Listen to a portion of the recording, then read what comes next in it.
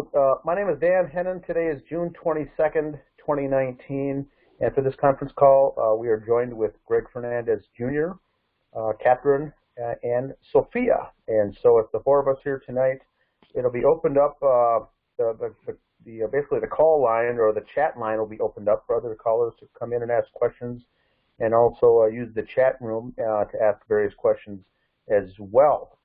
We're going to be basically providing, I think, just updates and just a discussion tonight to get everyone up to speed. We had the final results of the private investigator come out recently, and we did a show on that, and now it's hopefully asked to answer a bunch of questions from that show. But now tonight we're opening it up as a conference call to all those on the Justice page here, the members, to anything that we missed, anything that we could have gone into. I'm in the process of putting together my questions for Kenneth Main in response of what he wrote. So anything that would be helpful for that would be great. But I think we're ready to go. How is everyone doing tonight? Awesome. Yeah, doing good. Doing fine. Well, perfect. Perfect. Let's see. Yeah, so where should we, Greg, do you want to, or Catherine, or even Sophia, start off with anything that you've got that relates to updates, questions, or things that have come up since then? Greg, do you want to start off? Yeah, I was thinking, since we haven't had Catherine really give her side, Catherine, if you want to kind of let us know what your thoughts are now that you've read the 25 pages. And oh, God bless you, Greg. You're so cute because you remind me of my son. I'm so glad you think I actually read it. I have. In fact, I was Did you start to read it? Did you read page 1, page 2? How far did you get? I started with page 1, but I got so angry at this. Yeah, I had to end up taking a nitroglycerin, and I had to put it down. And I skimmed through a lot, well, not a lot, but several of, he was doing bullet points of not only the inconsistencies I had written down, but comments others had made that didn't make sense to them. And his comments of, well, it could have been the dog. Well, I don't see it that way. And I'm like, but you said nothing else. He did not, expand on his thoughts, and I kind of wanted to reach through the screen and shake him a little bit. So I was going to ask you guys, what did he say? And I will go and read it eventually. I will, but right now he just, still makes me pretty angry. But did he make any comments at all about the blunt force trauma? No, pretty weak. Yeah, let me get to that question. You know what? I'm trying to remember what question that one was. But I know that was in there, but I don't think he said too much on that. I think a lot of people are kind of glossing over that, and even myself, when I first heard it, I kind of glossed over it. So it was good that you kept bringing it up and, kept people on it, because the more that you look at it, the more it's like, oh, yeah, there's something fishy there now. Yeah, it's so clear, and it is so obvious that there is trauma to that skull cap. And the fact that, these quote-unquote professionals just ignored all of that. And I'm not sure why. That I would kind of like to hear, oh, yeah, see, possible dog activity. I'm sorry, I jumped. But reading his comments, blue blanket over David's leg, possible dog activity. I'm telling you, Paleo was really good at putting blankets very neatly over these guys and, moving the bodies quite nicely. That poor dog. Yeah, he was covering them up, keeping their toes warm. No problem. Okay, right there. Okay, that's better. I'm sorry. Go ahead. You want me to go back a little bit? No. I was, okay. My head saw one thing and it said something else, so never mind. All right. I'm going to force you to read this one way or the other. I know you are. I see how you are, Greg. But are you saying there's not one, that you don't believe at all that there is a possibility that that what you see as blunt force trauma, you don't think there's a possibility that that's from the dog at all? No, there's no way. I mean, if a dog can make a bite mark in the shape of a diamond with a round circular indentation in the middle and a six-sided, I don't know, what's a six-sided diagram? You know, an impression with six sides that are about 1.5 to 2 inches. I say, wow, that dog is just impressing me more by the day. Could that impression be from the gun or anything? Or? No. When you look at that and you look at the gun, the barrel is round. It just has a circular hole. But these impressions on that scalp they're four-sided, six-sided, and one that has kind of a diamond shape to it, but I think that might be the same four-sided tool that was used that could have hit the scalp in just a different way, where it kind of smushed it together. But those are definitely some type of tool impression, and tool being whatever struck the head. And Catherine, just to clarify, for Greg, that piece of skull, whether it's the inside or outside of the skull, is going to be flat and smooth. Think of it like a shell of an egg.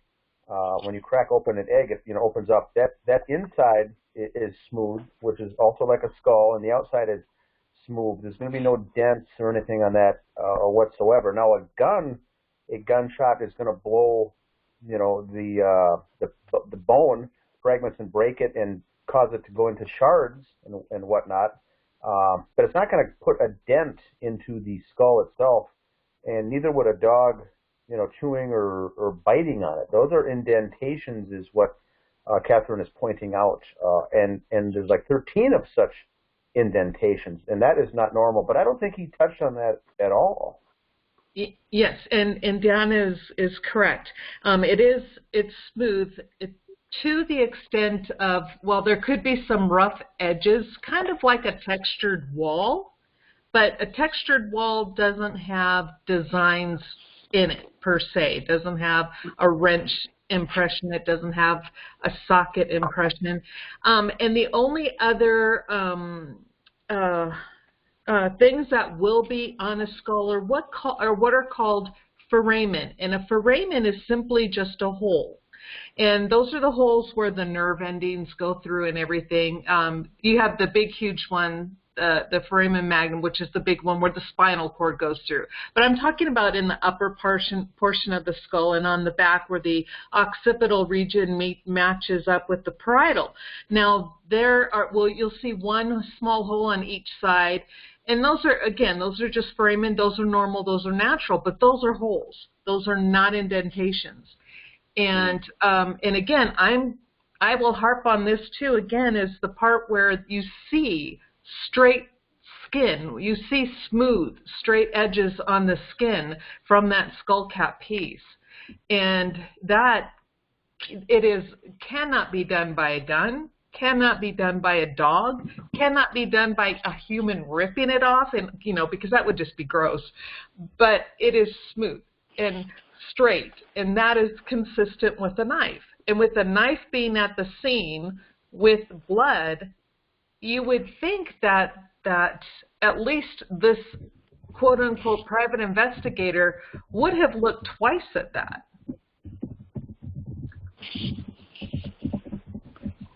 So I'm pulling up, we got up question number 3, and I think that's where the blunt force trauma comes in.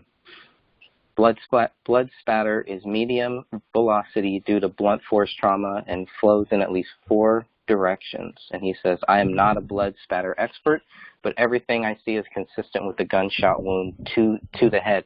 Did Kenneth Maines get the actual photo, Dan? Do you know? That shows the blunt force trauma and all that? Yes, I sent that in a secondary email of the things that we as a group have found or discovered. Yep, not part of the police report, but we have found with the circles of those indentations and whatnot.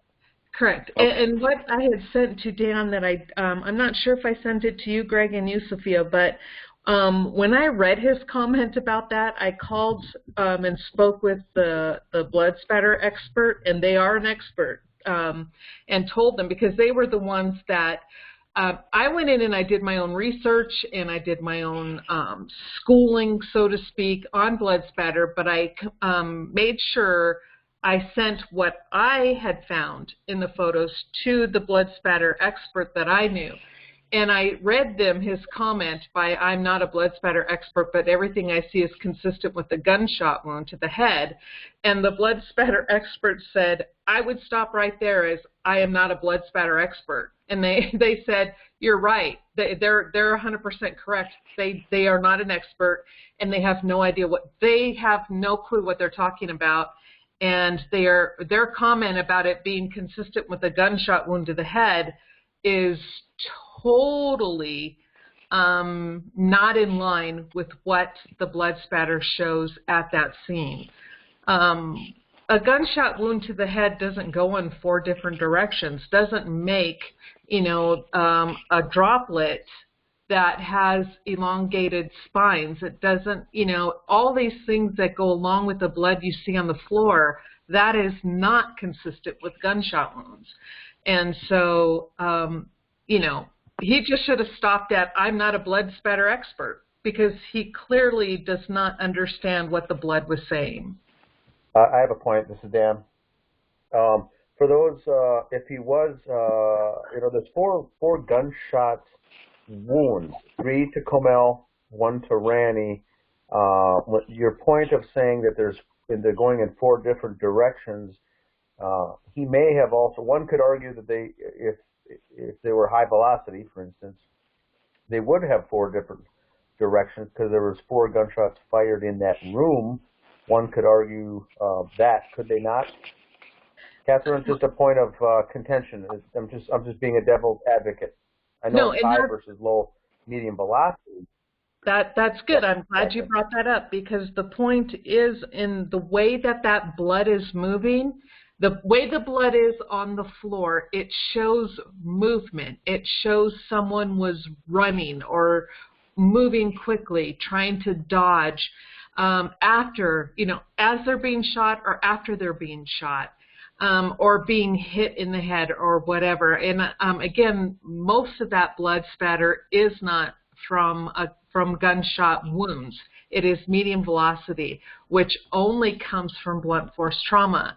And then that blunt force trauma, again, whichever victim it was or victims, someone was definitely moving. Now, could it be from all 4 of them?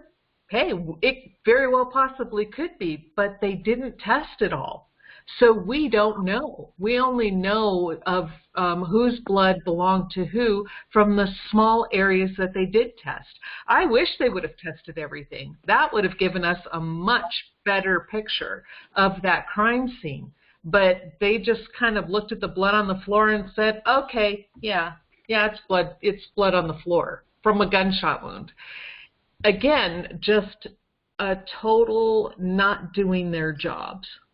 My take on it. Here's a question, Catherine, and see if with your background you might know the answer to this. But do you think that Kenneth Maines did his investigation from a point of a detective work versus actually doing forensic analysis? Is that fair to say that there's a difference, or are those two the same thing? Oh, no, they're totally different. As far as investigating, he didn't do it. From what I see, he didn't do any investigating at all.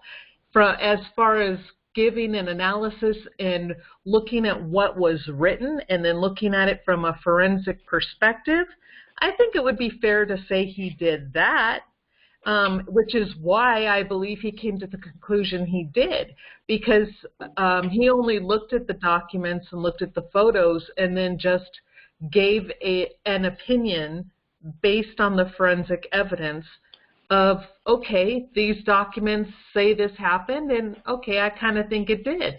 But I see nothing in what he had written and what I had read so far that even begins to prove he did any individual investigation into the case. Didn't you say he said he wasn't able to access other documents, that he could only get what we gave him? He thought that what I provided to him, which was everything that we have, was enough for what he needed to come to his conclusion. And he didn't think, because I asked him if there's anything more over and above that we received that he, as a private investigator, could have warranted or could have requested to get, and he says, I don't think that's necessary. Well, I think, well, he may not think it's necessary, but I think it absolutely is necessary, because I'm not sure, because I'm not an investigator, but one would think that he could at least access the actual police reports and not the supplement reports like we ended up with. So he could have gained a whole lot more information than what we did, and not to say that that information would have provided him with a different outcome than what they wrote in the reports. However, because we don't have that, and because he didn't gain access to that, we don't know if there's anything else that is not consistent with this case. So we can't, you know, we're kind of left to say, well, we're just going to have to go with we don't know. And I'm not okay with that. You know, for what he charged and for what he says his credentials are, and I have no reason to not believe him, but he should have been able to gain access to more, you know, he should have been able to get more than what we did with just simple, I mean, and I don't want to say simple FOIA requests, because I'm sure you guys put a lot of work into that, and but at the same time, he knows what to look for. He says that's his line of business. So he should have been able to think of something that we haven't thought of. Correct. Okay, I agree. I agree with that.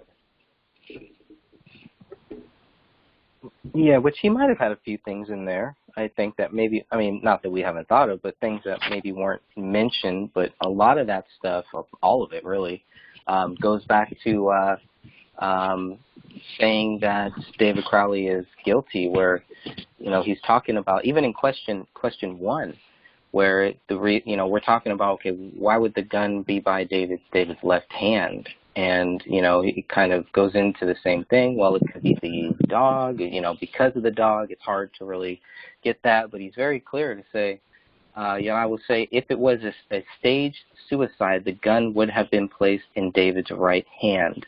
But David didn't have a right hand. So that wouldn't, I don't know, it's almost like, it's kind of and again, I want to take, I want to just say I disagree with his comment on this. The gun would have been placed in David's right hand. I totally disagree with that. And the reason why is because as an EMT, and I even see it in some of the police reports, the way it was written, people tend to forget, unless you do it on a daily basis, when you're walking up to a patient that's lying prone on a floor or sitting up and they're facing you, you're going to assume that their left is their right, because most people, you know, it's just automatic what the brain does. So it was ingrained in us, and we had to constantly repeat, our right is the patient's left. Our right is the patient's left.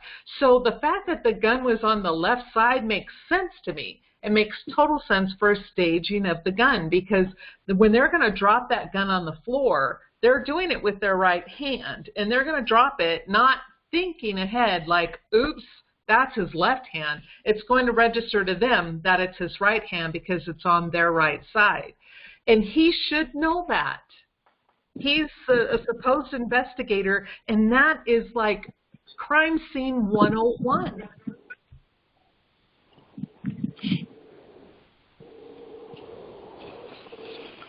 All right, let's see here. Yeah, it just seems, kind of the overall feeling I got, this is Dan, is the overall feeling by reading the report of some of these questions were over his head. And I thought, it made me think that maybe we're asking some of the, maybe the wrong questions or asking them the wrong way, because he was answering those. I think we would have gotten the same answers if we sent this to the Apple Valley Police Department, the detectives there who handle one homicide a year. It's kind of, the answer is kind of similar to that. The reason I went after and hired him in the first place because he was one of the nation's leading private investigators, and so I guess I was looking for more of a robust response in some of these answers rather than just yes, no, or I disagree or I agree. To your point, Catherine. Yeah, and I agree with that totally. And I'm looking at too at number 4, the bloody footprints show cleaned up blood when sprayed. And he says, I do not believe this is true. There were visible bloody prints, but they were enhanced with chemicals, which is standard procedure. And this just leads me to believe he did not look at the photos. Because when you look at those photos and then you compare them with the, I forget what they used, but the luminol type product, you clearly see a difference. There is so much more blood that is on that floor that is brought up due to the chemicals than what you see with your naked eye. And that is not the case with actual blood that's left on the floor that would be visible. It is clearly, I mean, you see swipe marks, you see cleaned up spots, and there's no dog tongue marks in this blood, not to be crude, but they try to blame this poor dog for everything. So obviously the dog didn't lick it up. Obviously, yeah, what? Couldn't that be due to what they sprayed, to how they laid down the little glossy foam or film, right? They laid that down. Everything is going to kind of squish. That I really think I would disagree with you on number 4. I don't think that this was cleaned up blood. I don't see that. Well, and okay, let me go and ask you, how many times have you actually used this type of product to bring blood out to the forefront? 0. Okay, I have. And this is why I'm telling you, I am looking at this from like a clinical standpoint.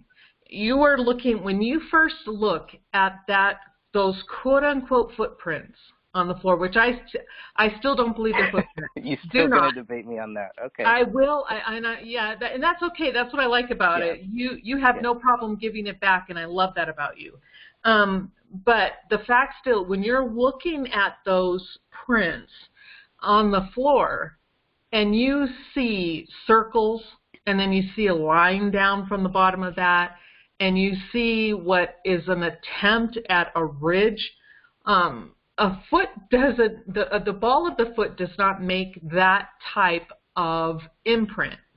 There will be more included, like more of the ball of the foot, and the toes generally don't leave a line between where the tip of the toe and then the ball of the foot meet. It's usually like the ball of the foot and then you have circles, so to speak, except for the big toe.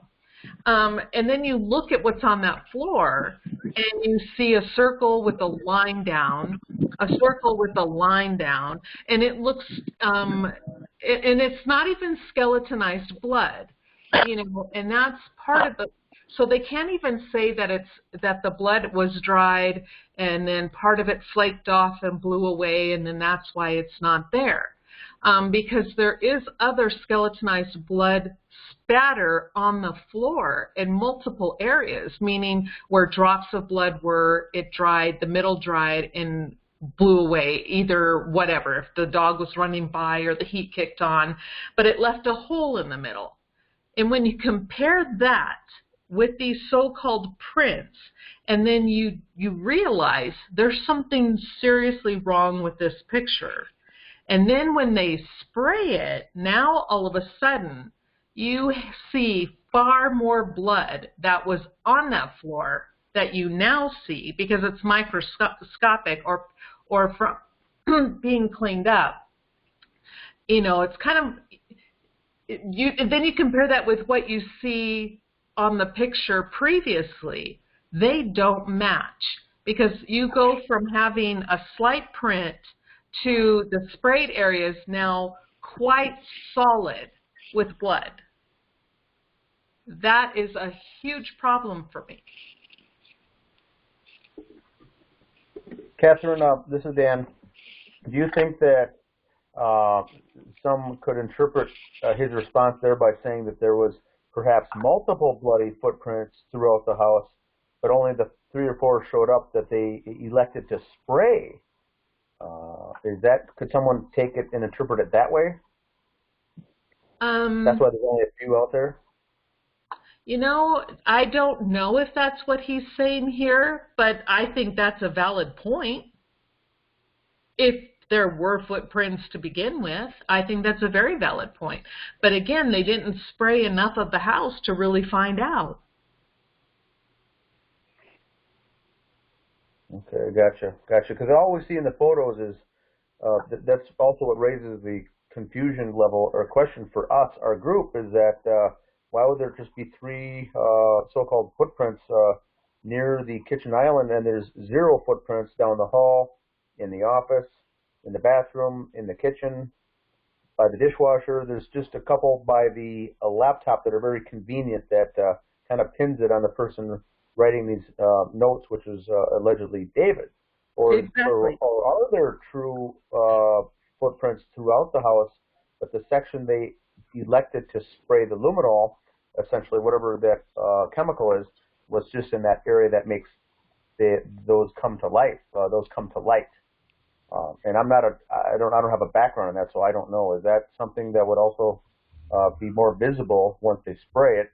And maybe there are other footprints throughout the house. I didn't see any, but wouldn't they be easy to see throughout the house with or without luminol? If it's invisible to the eye, you truly would need the luminol. And so when we're looking at the floor in a lot of these photos, they had, and I don't think the photographer meant to do this, but they did do a pretty good job at taking things at an angle.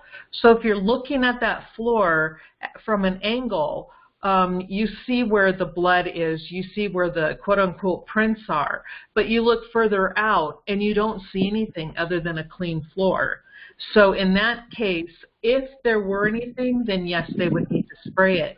But and my question has always been, what could they have missed or what could they have found if they had actually sprayed more of that house? You know, what story would that have told everyone? Well, how would that work? Where they just go around spraying certain areas or something, and just to see if there's anything there? How does this process work? Well, when I talked to the blood spatter expert, they said, in fact, that was one of the first questions. First of all, they would need to take the swabs, which they did, because oftentimes the luminol will ruin the blood samples, so they need to get all their samples first. But then, yes, they said that they're surprised that the vast majority of that living room was not sprayed and was not put under those lights, the blue lights or whatever they call them, black lights or whatever they use to bring up the luminol.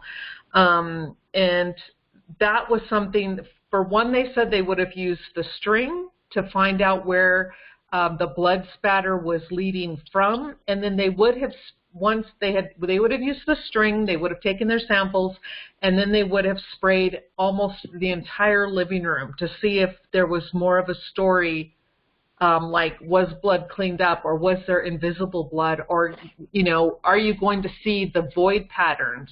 Because obviously, you know, we've talked about this before, where there's a lot of blood on the chair, and there's blood spatter on the floor and a little bit on the rug, but then some on the wall, but then everything else is totally clean. Why is that? And that's what they said they would have looked for. Or in other words, spraying and seeing if results come up, and then going farther down the hallway until it diminishes, essentially, right? Correct. Something like that, okay.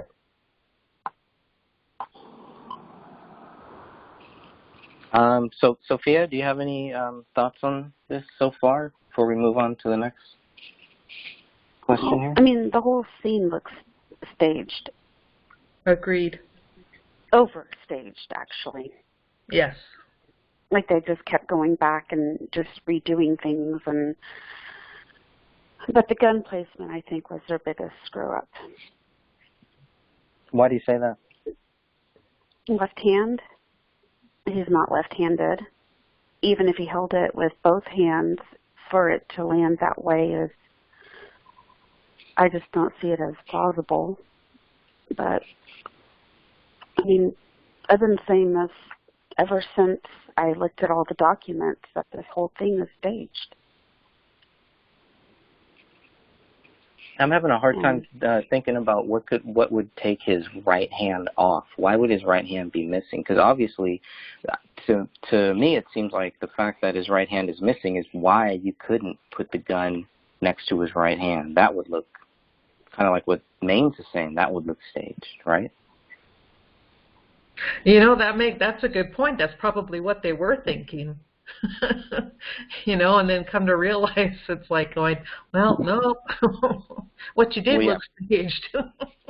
Right, because when they start thinking about how he's going to shoot himself with his left hand, and then if the bullet is going to where it's going to go through his head and everything, it's a very, very tough shot. It's similar to Philip Marshall. It's a little bit different, but very, very similar to where it's like that's a stretch. That's a big stretch to really say that he would take that risk and not just use his right hand, or just, you know, the way that the gun is pointed and where the bullet travels from what they say.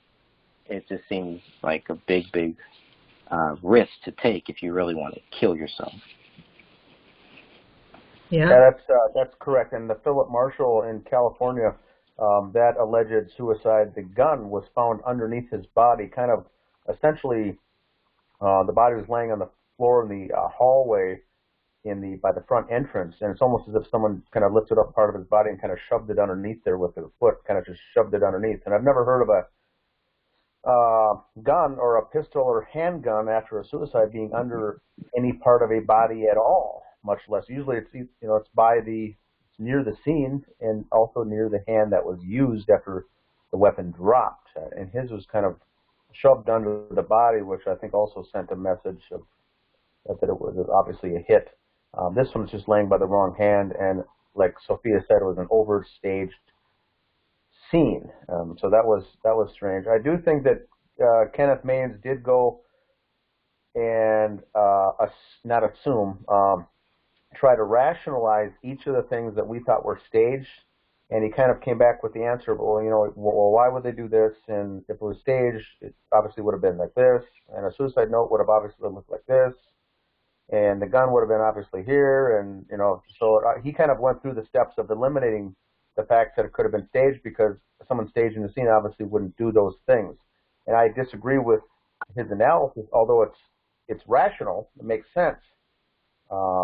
But he kind of used that to kind of back into the fact that, well, obviously David did do it, because if someone staged it, they wouldn't have done any of these things because they did them all wrong. Therefore, David did it. It's kind of how he deduced. He came to his conclusion, and I think that's weak. Weak is all I'm saying. Yes, but you know, and you know, oh, I'm sorry. Go ahead, Sophia.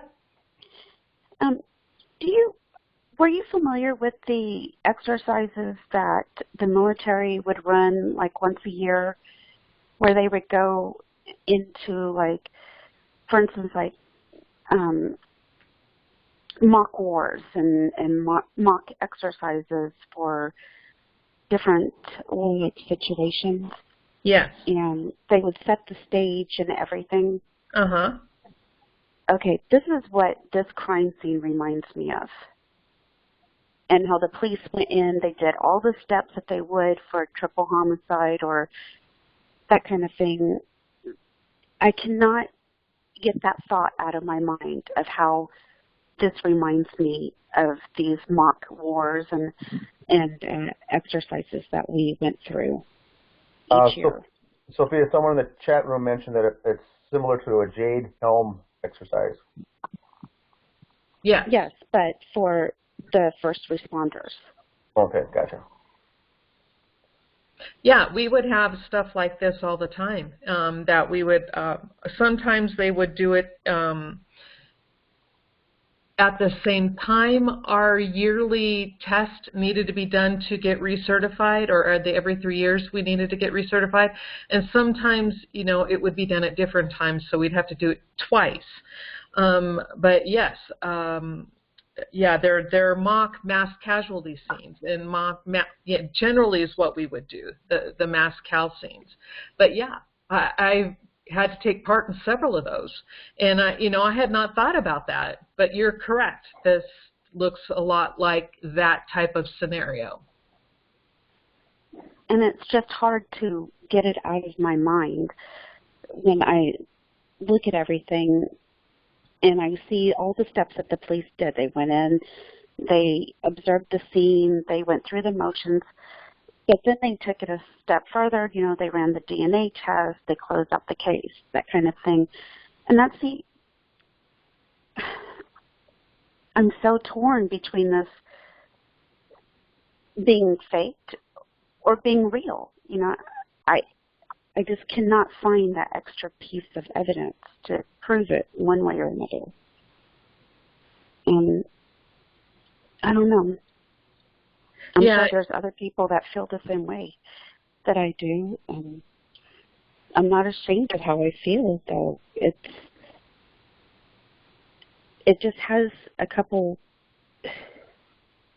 It's hard to explain. It feels kind of fake, but at the same time, there's still 3 bodies that were in that living room. So what happened? Right. And the way that they're telling us to stop asking questions, to stop digging, and just accept this crappy narrative. Well, give us. Pansy. Hey, Pansy. I'm a little late coming on, but I'm here. Yay! I believe it's overkill. It's too much overkill, and I don't think David would have done that. I really don't. No, and I agree with you. I mean, with as much as he loved and protected his wife and daughter, and every other place where he's on video, where he's filmed with his family, or, you know, he protected them. He's put his body between him and the people he wasn't comfortable with. That is not a man who's going to turn around and do that to his wife. And, I wouldn't think so. Yeah, and I was going to ask you guys, too, this was something I was doing some research on, and maybe somebody who has, like, some soldiers out there or something who were actually over in Iran or Iraq. There was something that they said was called when you Mozambique someone, and that what the research was saying is that instead of a double tap, they're shot 3 times, and that is a special type of an assassination, and it's usually almost virtually done 100% of the time by someone in the military. So that tells me that whoever took part in this, if that's even a thing, or maybe the research I was reading is completely wrong, but whoever was part of this, could that be why Kamel had sustained 3 shots? I think it was Sean Wright who said that this was a double tap. Yeah, but you know, clearly there are 3 bullets with her hair and skin on it, and tissue and hair. So, you know, yeah, and yeah, Sean Wright. Oh God, just don't even get me started. I'm trying to be nice, but I don't know. I know, yeah. But if anybody out there who's listening, if you are, you know, previous military, is there such a thing as Mozambiquing someone? And if so, how is that generally done? Well, isn't that 2 to the chest, 1 to the head, or am I getting it backwards? No, you're correct. Usually 2 to the chest, 1 to the head. But if you have a target that's moving, I don't know if maybe they just went for whatever was easier. True. Very true. So I don't know. That's what I'm kind of curious, because it's just something I started reading about, and I just want to know if there's any validity to that research by actual soldiers who have served overseas. But I do want to say that number 5, I want to bring some attention to that, where we're talking about the bullet hole in the ceiling wasn't seen until a month later. And then I do have to say I appreciate his comment on this one, his response being true. To me, it appears to be an oversight, which happens, does not mean it was done out of conspiracy or malice. And that's how that has always sat with me. Like, the police were kind of embarrassed that they missed it, so they just have always said, well, okay, yeah, it was there all along. When in reality, it wasn't. It was an oversight. I don't know. Was it there? Was it not there? But that his answer really bothers me on that for so many reasons. Okay, tell me why. Well, one, because every other person in law enforcement that I have asked has thought that is one of the weirdest things. That's one of the strangest things. Okay. I don't know how many law enforcement people has everybody else asked, and do they also agree with Kenneth Maines that, hey, this happens? It's an oversight. Really, I have a big issue with that. But of course, I'm not in law enforcement. I have no idea about their training, so. Well, you're right. Go ahead, Pansy.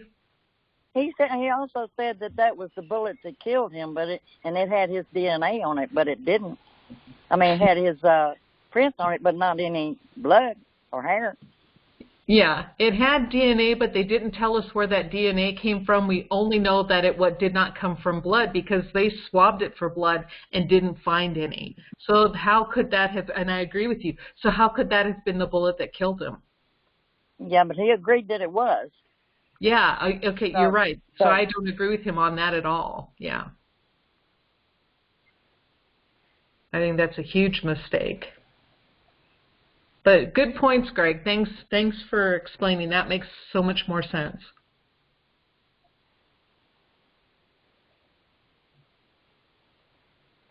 Yeah, that one is just, okay.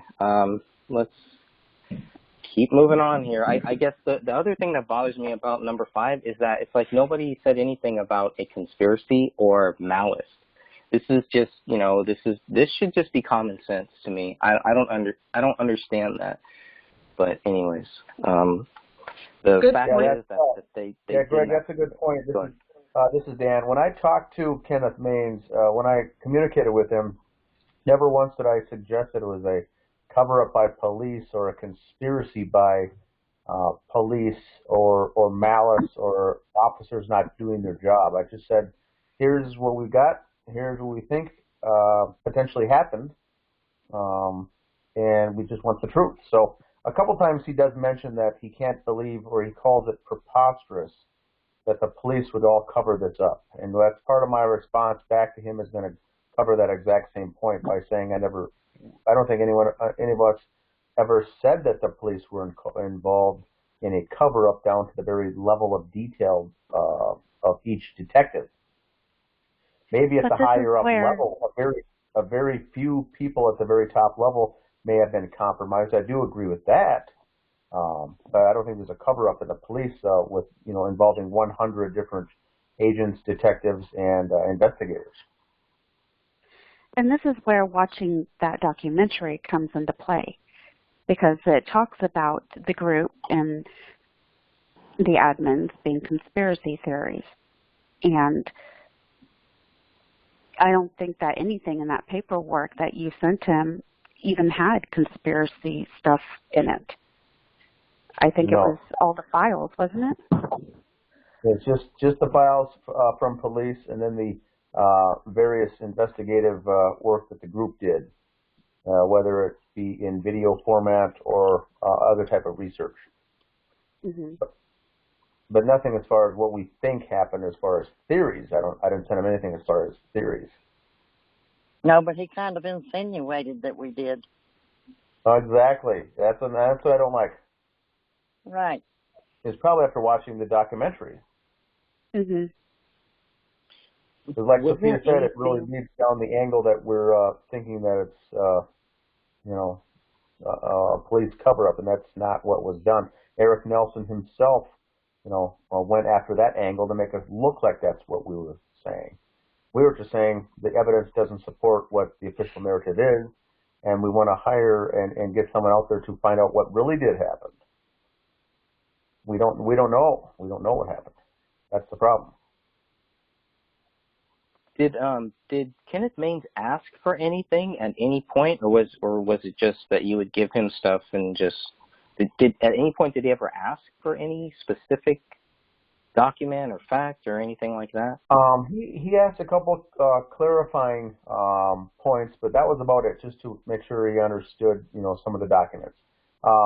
And I was thinking the whole time when I was giving him information and he was responding, that he was very open in doing his job. It wasn't until the very, very last question I asked that he asked me that I got to thinking that maybe he's going along with the official narrative. It really wasn't until the very end. And he said, Dan, do you have anything else that confirms their religion and how they got along with their Christianity and the Muslim angle? And I thought to myself, well, that's strange. Why would he ask? Why would that even come into play unless you're going down the official narrative route? And so that's what gave me the very first inkling that he wasn't really overturning every stone in his case. He was just kind of, if that was his question, which I think is a non-question in this entire case, and that was a bizarre question to me that someone of his caliber would be asking. I kind of figured at that point that it wasn't going as in-depth as what I thought this investigation would be doing. Right. I don't think he ventured out very much to find anything any different. Correct. I do agree with that.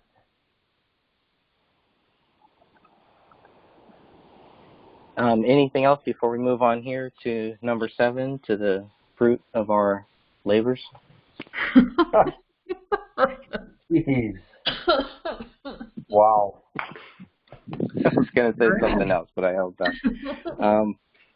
Because what I'm noticing here, okay, in some of these questions, everybody should go through these questions, 48 questions, 49 questions. Go through these, see when he gives more detailed answers. On number 7, this is like a paragraph. This might be one of the biggest answers that he really gives here. And we're just talking about fruit, right? We're just talking about, okay, fruit looks fresh. Obviously, there's other things on that counter that kind of look like, there's egg shells, there's butter out, there's bread out, there's whatever else out, all this different stuff out.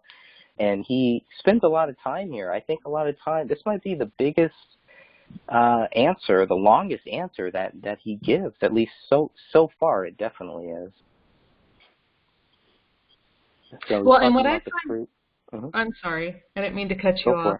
But what I find interesting about his answer is he says, I would want to determine that first and then conduct an experiment in the controlled temperature and environment. And that's what we've been doing, remember, with the fruit, some with kiwi, a lot of us with the bananas. And then some have actually chastised us for doing that. And he himself said he would do the same thing, that he would conduct an experiment. But I think even with all of our experiments, even with all the different variances in temperature people have used, those bananas did not last 3-4 weeks.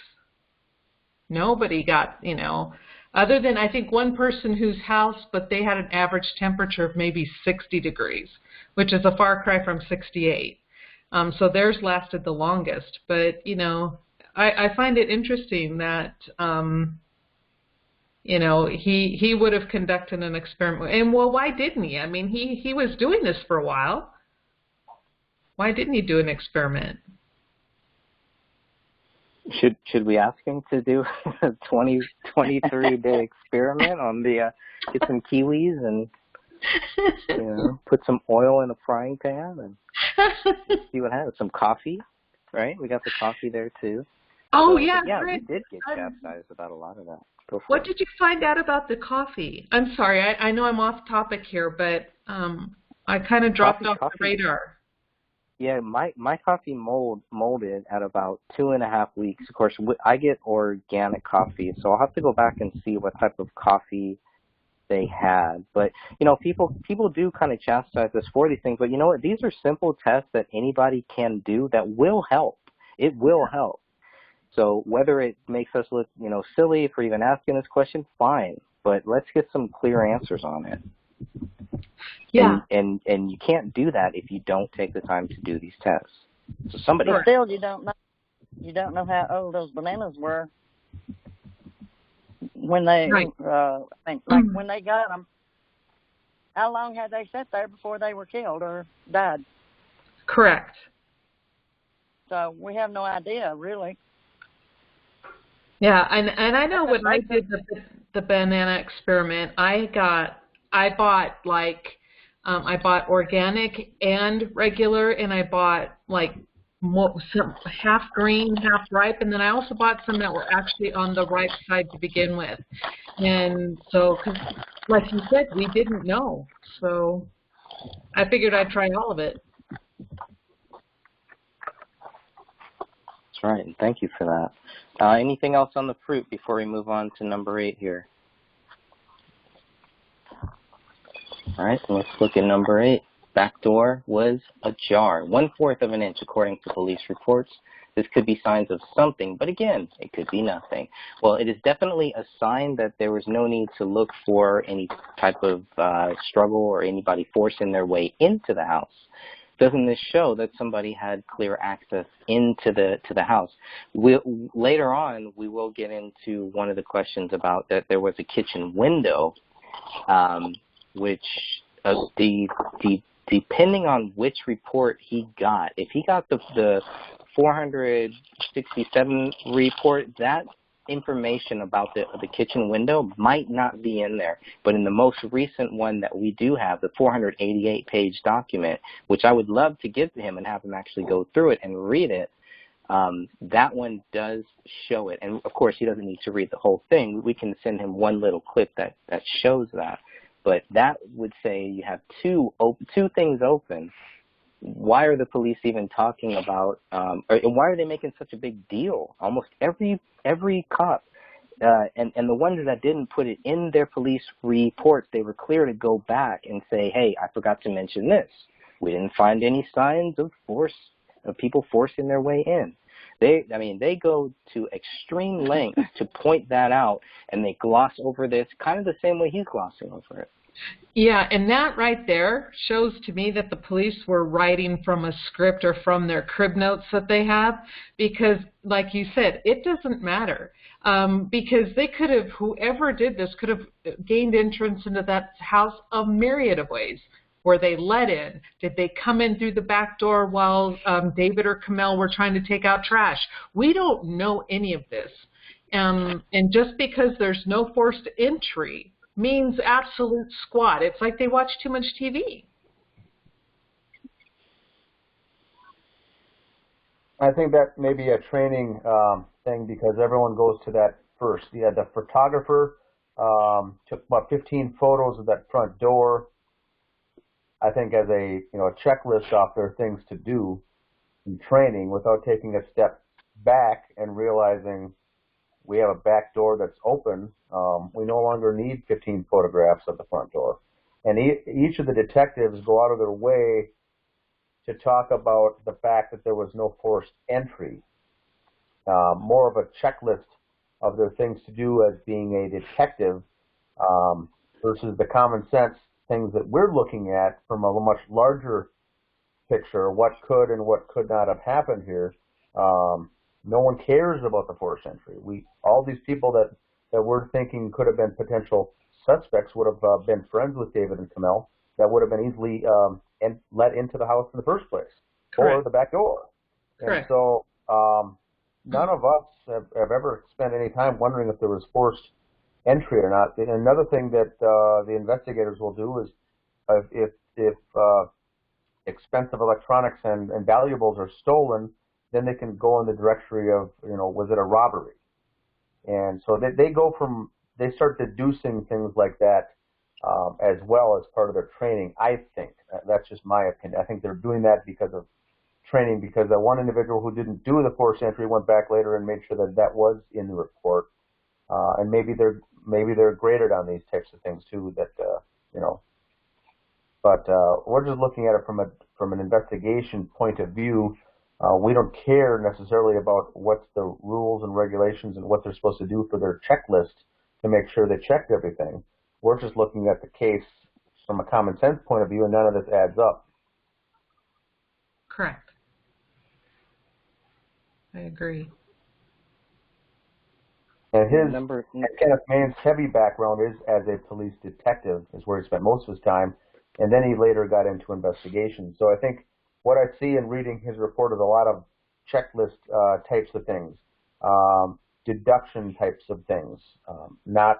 He's not looking at it from a critical thinking point of mind, from someone on the outside looking in, using critical thinking of what we're doing. He's also another person, I think, that's just going off of a checklist or a textbook or a manual to get to the answer.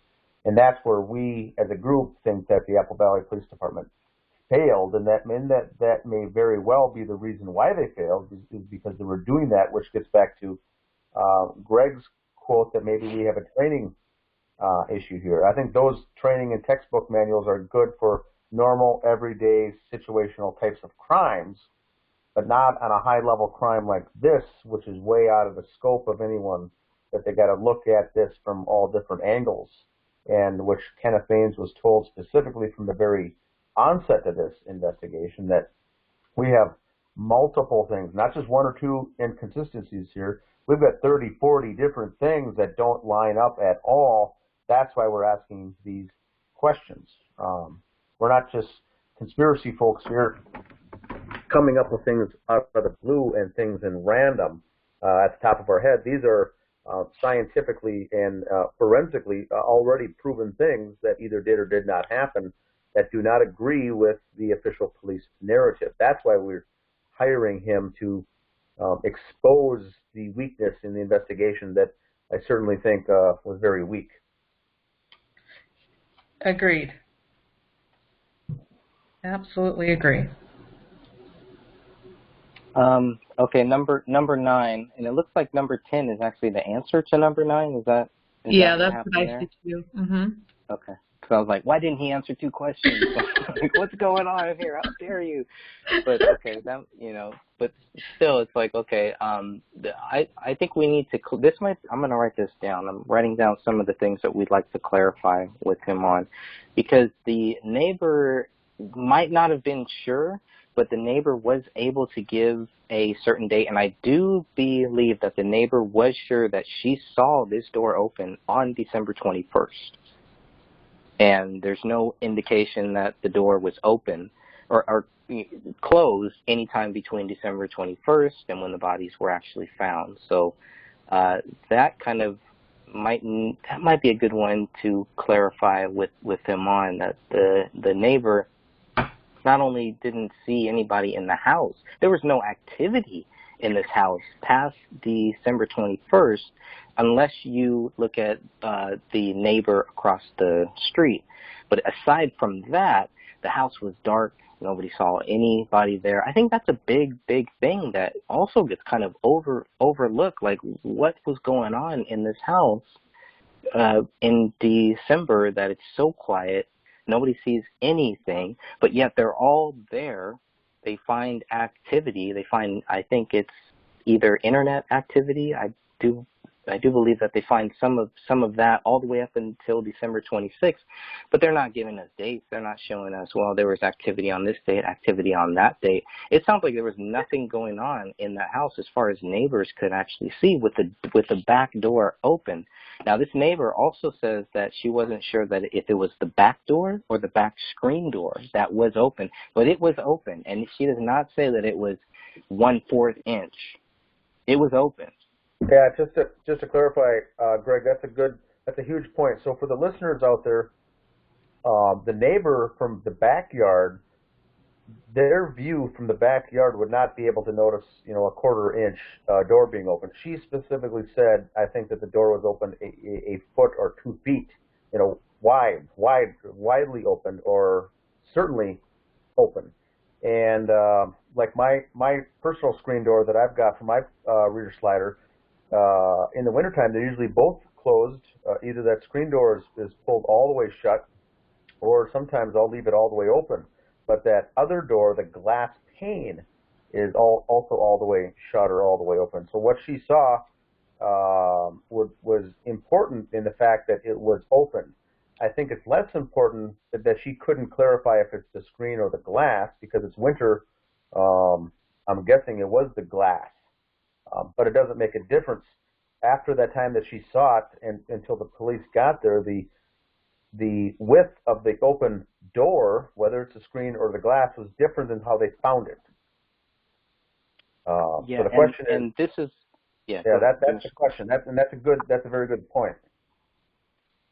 Yeah, because she I mean, if you really look at the way that report is actually written, it makes you want to hear the testimony that she gives him, because it almost sounds like this report is kind of summarizing it. They're kind of feeding her to say, well, she wasn't sure. But if you look at what it says first, it seems like she was sure. And then they're kind of like, well, no, she wasn't really sure if it was this or which door it was. When they first talked to her, it sounds like she's telling them that the back door was open. And then they go back and they say, well, she wasn't sure if it was the door or the screen. I think this is why the actual transcript of what these people are saying is so important to this case. It's so important for us to find that stuff, to be able to have access to it, because it might help clear up these questions. Agreed. Yep.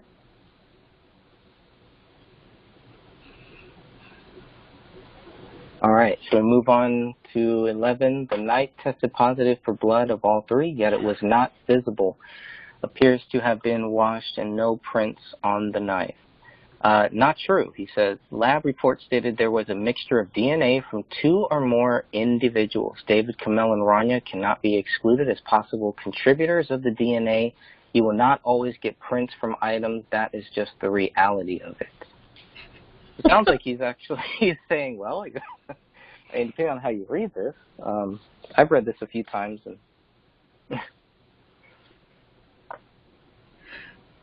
And I'm going to take what he's writing. It's a loaded question.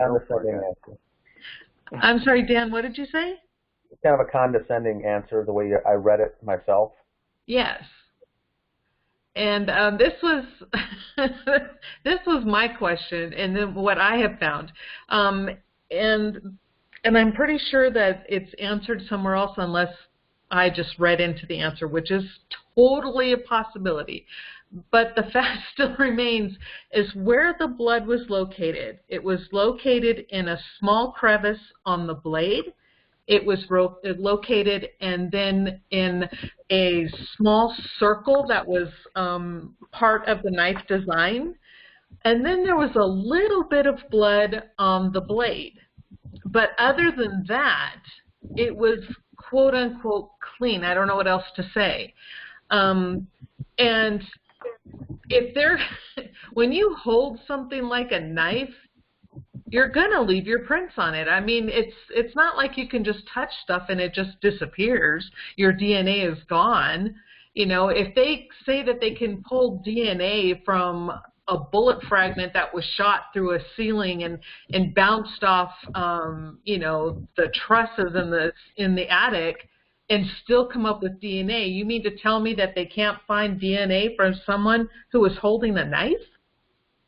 Right. You know, for a house that David lived in, his DNA and his fingerprints are surprisingly lacking. Yes, they're absent from just about everything. Oh man. Yeah, I'm gonna kind of side with Kenneth Maines here, only because of the question and the way that the question is phrased. It's almost like there was too much information in this question. I feel like of course, this is woulda, shoulda, coulda, but it feels like this question should have been phrased in a different way.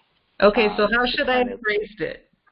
I think it should have been more, hey, there was blood found here, there's blood found there. You know, doesn't that show signs of a possible struggle? Doesn't that show signs of somebody in a defensive mode, you know. But I think your question was more towards the actual blood, when it's kind of like, well, there is blood there. We know that there's blood there. We know that this blood cannot be conclusively tied to David Kamel or to Rania. I think that is really the big point there. He can talk about it being, you know, a mixture of two or more people, but there's no indication that David Kamel or Rania are one of the two or more people. Well, their DNA was found on it. I'm almost positive I remember that correctly. I will go back and look at that again. But the reason why I put the comment as I did is because I never saw the knife being used as a way to intimidate, and that they would find defensive wounds on someone from a knife. I see it in how everything else is played out, like the skull fragment, and how that skin has, you know, straight, sharp edges on the skin. I see the knife as an afterthought, something that was used after they died. And that's just my thought. I've never viewed it as something that was part of the actual murders, but used as a way to remove parts from the body. But there's no cuts. There's nowhere where we don't know that anything being cut. We don't know that. Based on the documents that we have, there is nothing where they mention anything being cut, correct? Well, that's the problem, because you have the remaining bodies, nothing was cut, correct? Right, but we have missing hands. We have, you know, and then when you're looking at that ulna and the radius, it's smooth, smooth edges to those bones. So we know the dog wasn't in there gnawing on it, pulling it off, but they try to say it happened. That hand came off somehow. So it wasn't pulled. But they do say, at the same time that they do say that it was smooth, they do say that there were jagged things that made them think that maybe the dog ripped at his right arm. And looking at that image, you can kind of see that, right? It's not a clean cut, definitely. But again, we don't have any we don't know. And we do see the picture of the scalp, where you see clear, sharp edges on that skin. And that is what that's also what I'm talking about. That was an after the fact. That was post-mortem, when they were deciding to take their heads apart for whatever reason, that part of that scalp was cut away. And was that knife used? That is my question to them. And since it doesn't have enough blood on it that you would think that type of activity would have caused, to me, that shows that the knife was cleaned off, or they attempted to clean it off, wipe it off, or whatever. And again, the blood could have ended up on the blade edge a number of ways. We just have no idea how that got there, because it was just a small area. But with the blood being in the places like the crevices, if it made it into the crevices but didn't make it all over the knife, that is a huge red flag.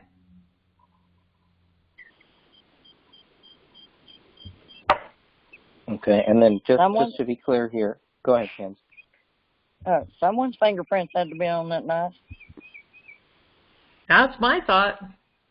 Yeah. Go ahead. Just to be clear on item 8.1, which is that knife, like you said, there was a mixture of two or more people, and David and Kamel and Rania cannot be excluded. But here's where it gets, where it says that 99.9999.8% of the general population can be.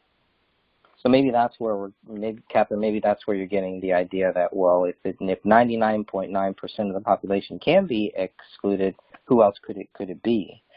And what that means in the medical term and in the terminology of a lab report, when it gives you that specific to that many points out on a decimal point, they are telling you it virtually belongs. The blood belongs to David Kamel and Rania or Rania. And since it's 2 or more individuals and there are 3 dead bodies there and they're all closely related, then that, again, it's by process of elimination. Yeah.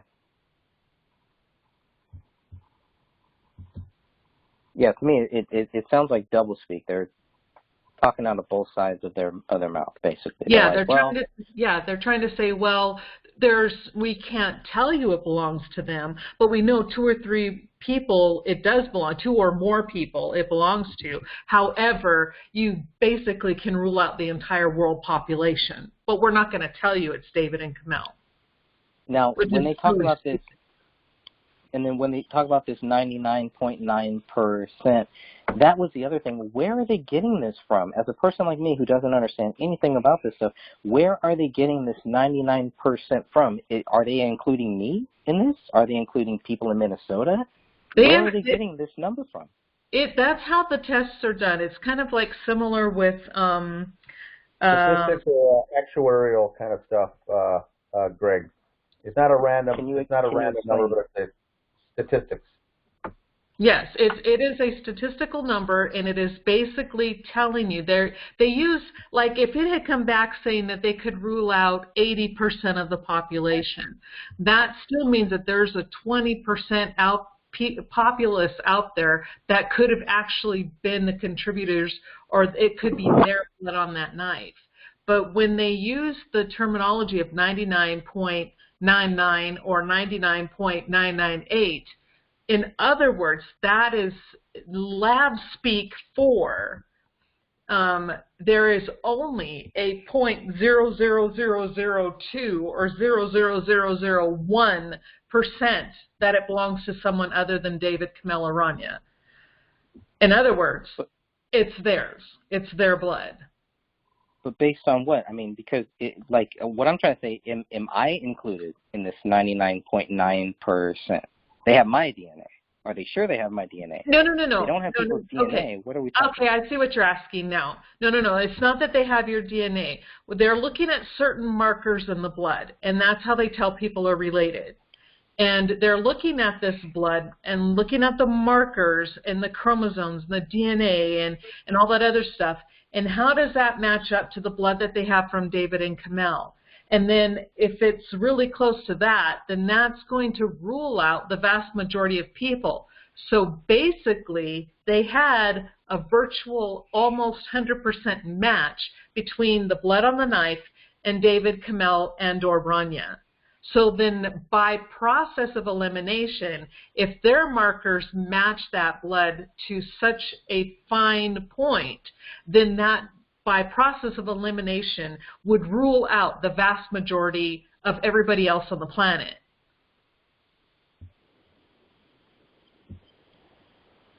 So, okay, look at it this way. You have a glass of pure orange juice, and some of that orange juice, spills or whatever, or is it diluted? And if they match up, they're going to test this. Does it match up with actual orange juice, or is it orange juice mixed with Kool-Aid? The Kool-Aid being the other part of the populace. But if it's pure orange juice, then it obviously belongs to the orange and not the Kool-Aid jar. We are, in essence, the Kool-Aid jar. The populace, the general populace, are the Kool-Aid jar, and the family are the oranges. But since it was almost pure their DNA, their blood markers, it's their blood. In other words, nobody else truly could be a contributor. Does not mean that they have your DNA. Dan, can you help me explain this? You're a stats guy. It's basically, they can't say that it's 100% not someone's blood or 100%, or, essentially. So they got to do this statistical analysis that shows that it's 99.9998, certain that it's not someone else's blood. So that's their way to get out of it, because they can't say 100%. It's kind of going back to DNA and genetics and things like that. If you're tracing back your history roots, you might be 15% this and 25% that. So it's the statistics that they use. It's the result that comes back when they push the button on the computer. Yeah, and look, the other way too is like when you have DNA tests done to determine who is someone's father, right? You take the mother and the daughter, you compare their blood, and then you have your sample of dudes out there. And the guy, one guy's going to come back with a 99.998% possibility of being that baby's father. In other words, that's the baby daddy. There is no, all the other guys can then at that point walk away. They don't even have, they can breathe a total sigh of relief because that is the father. So it's kind of the same way here. That blood came back as 99 point whatever % as David Kamel and or Rania. That was like a Maury Povich reference right there. Who is the dad type of thing, right? That's what we're talking about. Okay. Exactly. This might be just as accurate. Yeah. I'm sorry, I didn't mean to bring Maury into it. No, it's okay. I love Maury. Maury's awesome. Married to Connie Chung, too. How can you go wrong? Okay, so number 12, no apparent blood in the area around the knife, and his answer is, the knife may not have even come into play. There was no indication of stab wounds. Okay, first of all, the knife comes into play because the knife is there and the knife has blood on it. Thank so you. The knife is in play, and the knife is open. Thank you. If the knife was closed in somebody's pocket, I could see it could not come into play. But so we have I have two, I mean, obviously everybody else, you probably see the same thing. Two interesting answers here, right? Can I get your guys' view on these answers that we're seeing here? Okay, Sophia, Dan, or Pansy, somebody jump in. Okay, question again. Okay, go ahead. Question again. I didn't hear it. Oh, I can jump in with mine. I think that he believes from reading the police report, which is I think all that Kenneth Maines did, is that there's nothing that shows that the knife was in play during the commission of this crime. And that's why I think that he used that phrase. Now we know, because we're taking a step back to look at it from a much bigger picture and using our critical minds to do that. The Apple Valley Police just said that there's a gun, there's bullet casings, bullet fragments, and people that died of bullet wounds. And yes, there's a knife sitting there, but that's got nothing to do with it. So they just overlooked it. And then he just repeated that and regurgitated by saying that, I don't know what the knife's got to do with anything. Maybe it wasn't even in play during the commission of this crime. Well, that's just him agreeing with that, and maybe it wasn't, but the fact that Greg's point was good. There's a knife at the scene. There's knife with the knife has blood on it, and it's there, even though it wasn't obviously used in somewhere with the shooting. It was obviously used somehow in something. It was in play. It was used somehow.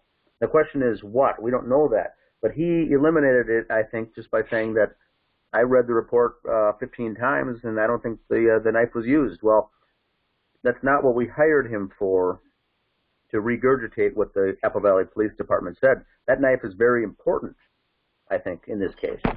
Agreed. And the thing, too, you have to keep in mind is, like, what are they going to do? Blame the dog on putting the knife next to David now? Oh, the dog took it off the table and dropped it next to David. He opened it, and it's like, come on, use your brain. Just because there were no indication of stab wounds does not mean a knife wasn't used. There are more types of ways to use a knife other than to stab. Right. I'm sorry, Pansy. Go ahead. I said right, but, he had this deal about the dog covering everybody up with these blankets and one of them laying on it and all this other. I don't believe that. Oh, man. The dog covered him up. You're right. The dog covered David up, and he tucked it gently under rung in them, and you know, the dog did his thing. Any other thing on the knife? Sophia, anything else you want to add about the knife? I think it actually is important because it's, like you all have said, it's there laying amongst 3 bodies. It's open, so it should be included, and everybody just glossed over it. But yeah, screw it. We got a knife there, but, you know, we're not going to look at the knife. We're not going to look up. We're not going to look at the ceiling, apparently.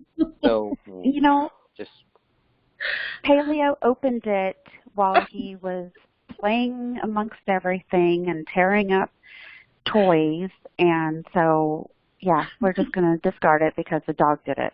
Yeah, he got tired of playing with that raccoon, so he decided to play with the knife. Smart dog. And the blanket. He can open up the knife. Yes, and the blanket. Oh, man. All right, so number 13, writing on the wall does not match David. This cannot be determined, is what he answered. Writing with a pen or pencil during the course of your everyday routines is very different than smearing something on this wall. You cannot compare handwriting to something painted or smeared on an area. The fact is, they could not tie that writing on that wall to David Crowley, and he glosses over that. So, again, Correct. It might be a question of maybe the question wasn't phrased right, but anybody looking at this question would have come and see, well, wait a minute. Yeah, he is right. It cannot be determined, so that means how did they say that David wrote anything on this wall? They only took 2 samples. They took 2 samples, and they did nothing with them. Nothing. Correct. I can, this is Dan, I can clarify this, I believe. Item 13, I think, can be taken 2 ways. One, Greg, was what you say, that his answer was that it can't be tied or can't be matched to David. I agree with that because the report said that, I don't know what the report said, David's DNA was on that wall, I think, which for someone living in the house, his DNA should be all over that wall. So no, my question was only Kamel's. David's DNA was on the living room wall, right? That was in the police report. I didn't read that. Oh. No. Okay, because so we know it's Kamel's blood that's on the wall. Correct. But they thought from the forensics, Apple Valley Police, they found David's DNA on that wall. Therefore, they thought that he did the writing of the blood, which I do not agree with. But I do think it said somewhere in that 94-page report that the test came back and his DNA was on that wall. And that could have been a skin cell transfer from him, moving the couch or nailing a clock on the wall and moving furniture. His DNA is probably all over that wall. So that's not a conclusive way to deduce that. Now, what I sent to Kenneth Maines was my personal video on YouTube that I did showing David's handwriting and saying David's writing doesn't match what's on that wall. And I think this is what he's referring to on number 13 is you can't determine it, and I agree with what he's saying from a textbook perspective. Writing with a pen or pencil on a piece of paper is one thing. Writing on the wall is completely different. I agree with him there that you can't do that. You can't make that jump. That's what I think he's referring to here, that it doesn't match. It doesn't match his writing. Now, I could also go a step further that, it's all capitals, therefore David writes in lowercase, so it doesn't make sense. I do think some of those letters are written with someone's left hand, and David is not left-handed. So his should all be written, if he did indeed do it, which we know that he didn't do it, all be right-handed. Some of those letters do look like they're written by a left-handed person and a right-handed person. Right, and that was the whole point.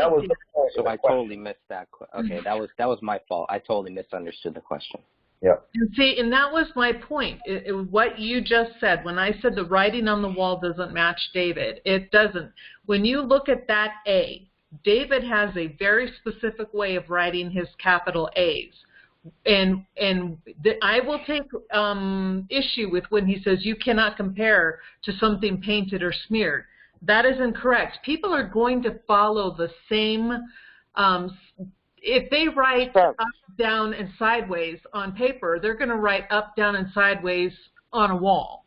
You're going to still follow. Your handwriting is your handwriting. Now, it will look a little different, but the A's and the B's and the K's are like night and day. Totally different. The strokes is what you go by. The strokes. Correct. Strokes. Thank you. That's the word. I thought it was only Kamel's DNA on that wall. That's what I thought. Correct.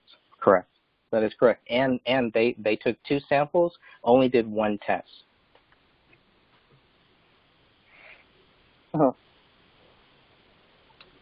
So, great job again. Okay, anything else on the wall? I think the only other thing that I would want to let everybody know that everybody, we just need to be conscious of is, obviously, I mean, you have 3 notes here in 3 separate rooms for whatever reason. They cannot put on the blood writing on this wall. There's no latent prints. There's no fingerprints either, which was something that some people had tried to tell us first, that, oh, this is definitely David's fingerprints. Oh, it's definitely David did it. And obviously none of that is true. So the fact is, nobody knows. The police don't know. Investigators don't know. Anybody who has looked at this case, you cannot tell me that David wrote that there. It is not conclusive that David wrote that. And there was no indication that would lead you to think that David wrote that other than pure speculation based on a theory that has nothing to back it up with. That's right. Okay, number 14, David's fingerprints are not on the gun, nor are anyone else's. Okay, well then let's just blame David, right? Let's just blame him. If it's nobody else's, who else could it be? But see, and that's where he's wrong, because there were latent prints they found on that gun, on the magazine. But they say that they found a latent palm print on the gun, and the fingerprints, which they believe are 2 or more on the magazine. But still, they cannot make those David. They don't match David's. They don't match David because they don't have a palm print. They do have a fingerprint of David, and they could not match the 2, item 1A and I believe item 1B. They could not match item 1A-3, the trigger of the gun, and item 1B-1, the magazine of the gun. Neither of those. They can't put the gun in David's hand. They can't put the actual magazine in David's hand. They can't do anything. They can't put the pin in David. The only connection, the only print that matches David is on the notepad found where he wrote, submit to Allah, open the rise, the latest version, whatever. That's it. That's not much. Yeah. And if he wrote that, it makes obvious sense that his fingerprints or DNA would even be on it. But I mean, and again, now we don't know if it was done under duress, and we don't even know when it was written. Right. I think and this is Dan, I think the most important part of the blood writing on the wall is that there's no fingerprints at all, which means a glove or rubber gloves were used to write it, which eliminates David. Why would you do this if you're trying to kill your wife and daughter and yourself? Why would you now find a reason to put on a pair of rubber gloves? That's the question. Yep. No fingerprints were on there, much less David's or anyone else's. And so why was potentially a pair of rubber gloves used to do the writing? And where did they go? And where did they go? Along with the hands, the 3 hands, and the 1 arm. Right. Where did they go? Yep. Those bones are gone. That arm is gone. Who took the arm? Yeah, the majority of their skull gone. Yep. And, the dog ate him.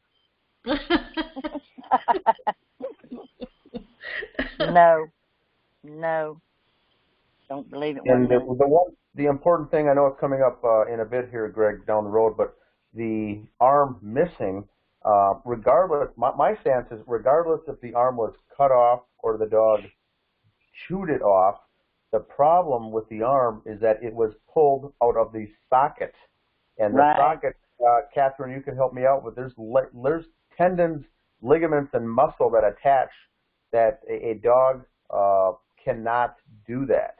So we know that the dog, especially a mid-sized beagle mix, is not going to pull a arm out of a socket that's in there very tightly with the muscular and the tendons and the ligaments. So it didn't happen. So regardless if the dog did other things to the arm, it certainly didn't get it out of the socket.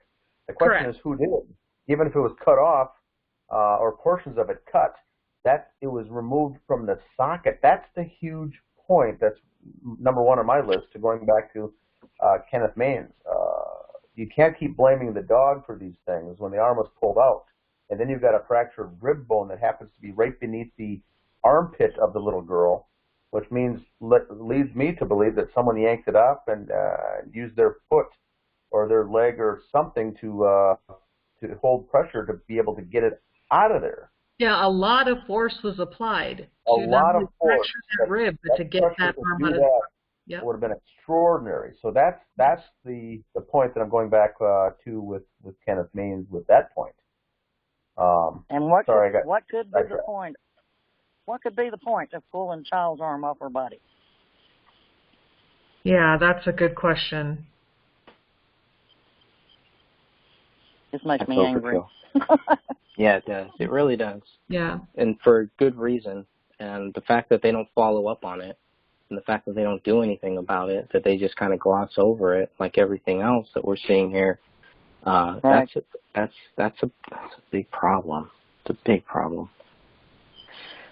Donna brought up something really good about how did they transfer that much blood to the wall? And I wrote that down as my fifth question that hopefully I can send to Dan. Dan's going to get bombarded with a bunch of questions probably. And he's going to have to find out which ones are good to really send to Kenneth Maines. Because this isn't about Kenneth Maines. We're not coming after him or anything.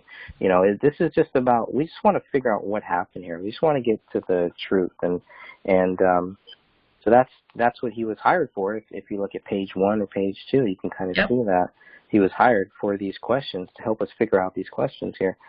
How does that much blood get on this wall? Where would this come from? And I'd love to hear Kenneth Maines' view on that. Because help us out. Yeah, there is no trail of blood from Camille's body to that wall. It had to be a bow. Yeah, there's no pooling of blood, nothing. So how did it get there? Correct. Now, how much would have to be on David's clothing? How much would have to be on that couch? A lot. How much would have to be everywhere else? Unless you pull out that couch, okay? Which there is one indication that we found that the couch could have been pulled out because. But then, did they have a ladder to get that high up? But Greg, did they have a ladder to get that high up on the wall?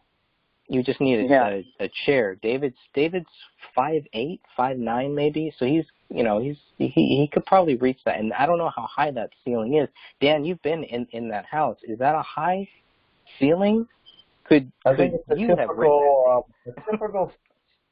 typical ceiling. I think is 7, 8 feet high. 8 feet maybe, standard. And David was, I think, 5'11", maybe. Okay, so even if he had stood on a chair, there would still be blood dripped on that chair, and if he's killing everybody, he wouldn't have cleaned it. Yeah, you'd have to be standing on something to get up there. But I agree with, I think it's, who's online, is it Pansy? I agree with her. It would need to be, the blood would need to be in a bowl, and you'd be standing up there with that bowl, holding it with one hand and writing the words, the letters, with another hand. I think some folks were thinking that they were going down, getting a big handful from the body and then coming back up to the couch and writing a letter, going back down, going to the body of Kamel and getting and doing another letter, and then repeat to write, 2 words. And I don't, you don't see the evidence of that going back and forth on that couch. So I think it was drained, or people say bloodletted, but it was all of it in a bowl. It seems like to me that they wrote it all at one time by not going up and down that couch, but going on the couch just once, writing everything, and then being done. Yeah, because it looked like one side of one letter was done with each dipping, I would say. Yeah, that's really, you're right. And the B, it really shows that to be true. How they wrote the letter B is multiple strokes. Yes. And you can see where they started out. Yeah. Because it's darker. It's darker there, and it gets less as they continue that stroke. Yep. So it had to been several. It had to been something that was holding the blood. Is all I can come up with. Yeah. And quickly too, someone wrote in the chat just now that because the blood clots so fast and hardens so fast, that wouldn't have been something that would have been done 20 minutes later or an hour later. It would have been done within minutes of the body being killed. Correct? Yeah, because the blood, it takes about 15 to 20 minutes for that blood to start clotting. So it would have to have been done relatively quickly. That's disturbing. Really? Yeah. Okay, number 15, the knife is on top of stuffing fibers and hair.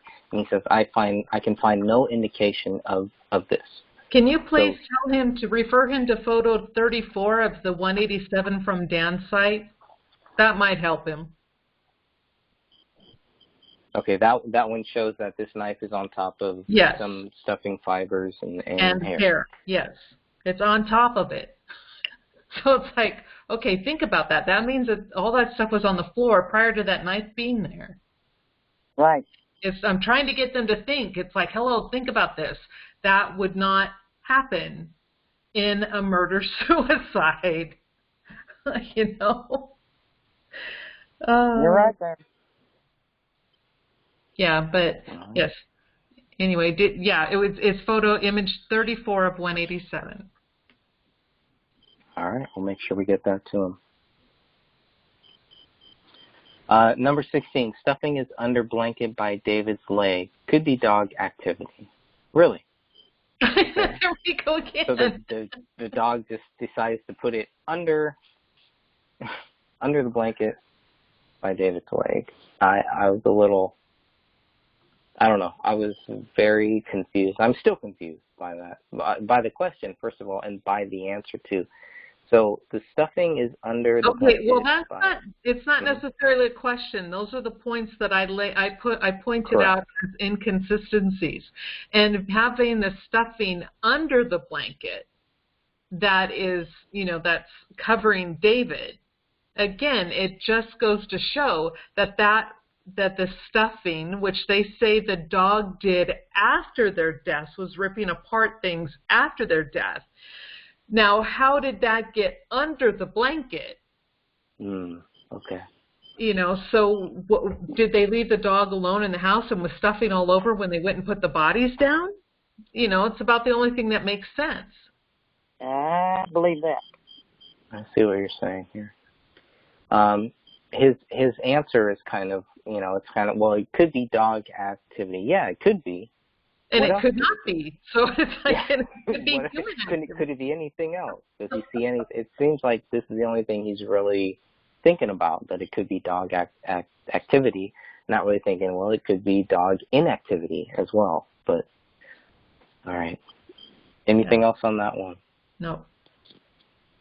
All right, number 17, Prince Ridge detail of bloody footprints never identified, which is true. I don't even know if they really, what type of testing, how much testing they actually did on this. But he says, okay, true, I believe that since David and Rania were the only barefoot people in the house, they were able to conclude it was David's footprint.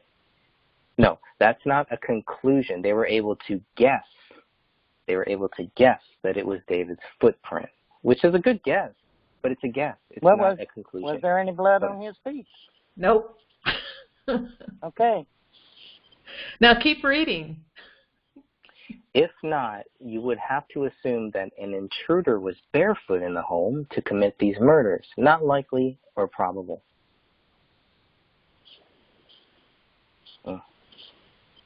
But here we go, Catherine. It wasn't footprints. No, I will. Yes, I will go to my grave saying they're not footprints.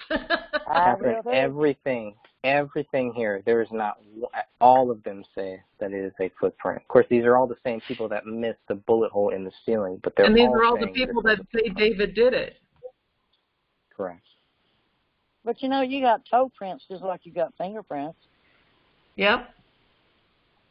And there is no, I mean, again, it's like, you can make that same exact design with your hand.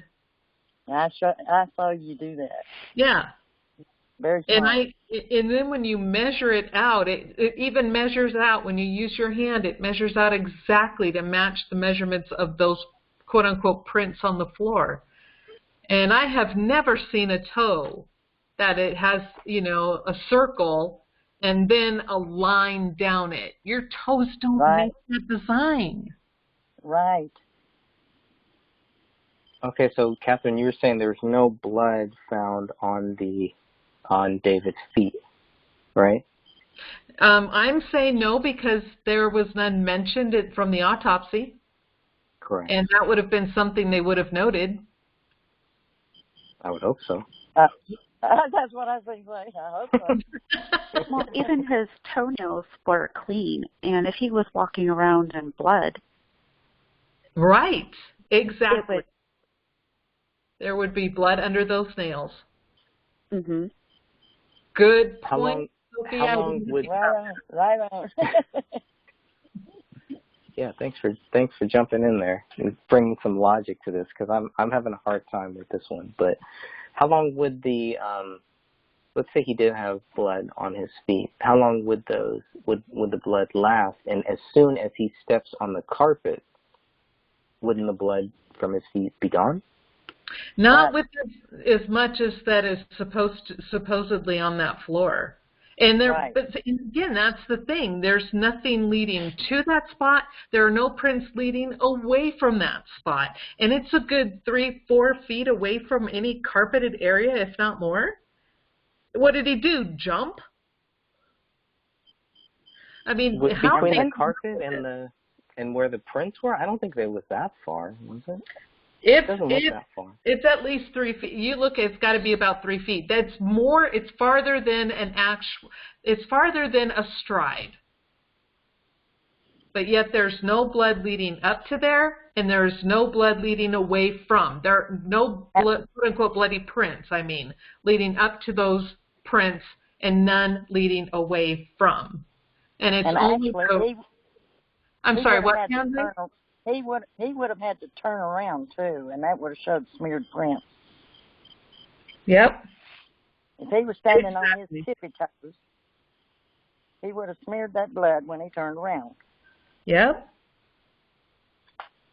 So those blood prints, they are consistent with where he would have had to have been standing while writing that note on the laptop for whatever reason, even though he had already written a note somewhere else and 2-3 notes. But is that consistent? It looks pretty consistent. It looks a little off. It looks like the where the right feet were found are actually they don't. I'm looking at them. They don't look that consistent with where the laptop was on the kitchen island. What do you guys think about that? I'm trying to get there now. Yeah, let me make sure I phrase it right too. It's just where the prints were found, where the bloody prints were found, because they made it seem like, well, he stepped, he was in blood, his feet were bloody, he stepped here, and then he wrote this note on the laptop on the kitchen island. Is that consistent with where he would have had to have been standing? So that I don't know. I'm trying to find the photo. Okay. Dan, was that you? What? Did you just say something? No, No, that was me.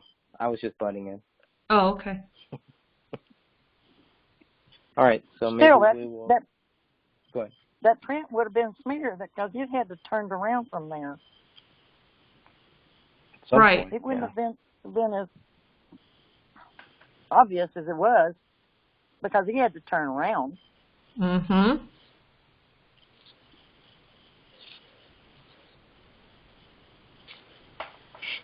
Okay, let's look at number 18 here. Number 18, no high-velocity blood spatter, nothing that shows gunshots to heads took place. And he says, I think everything I observed is consistent with gunshot wounds to the head, which I do agree. I just think that the heads were not, the heads were, very, very low, possibly even on that floor. Gunshot wounds produce, here's the problem, Greg. Gunshot wounds produce a fine mist, or not quite a fine mist, but it produces a mist, and it's a lot. And what you see on the floor, and the mist type does not produce the blood spatter patterns that are on the floor.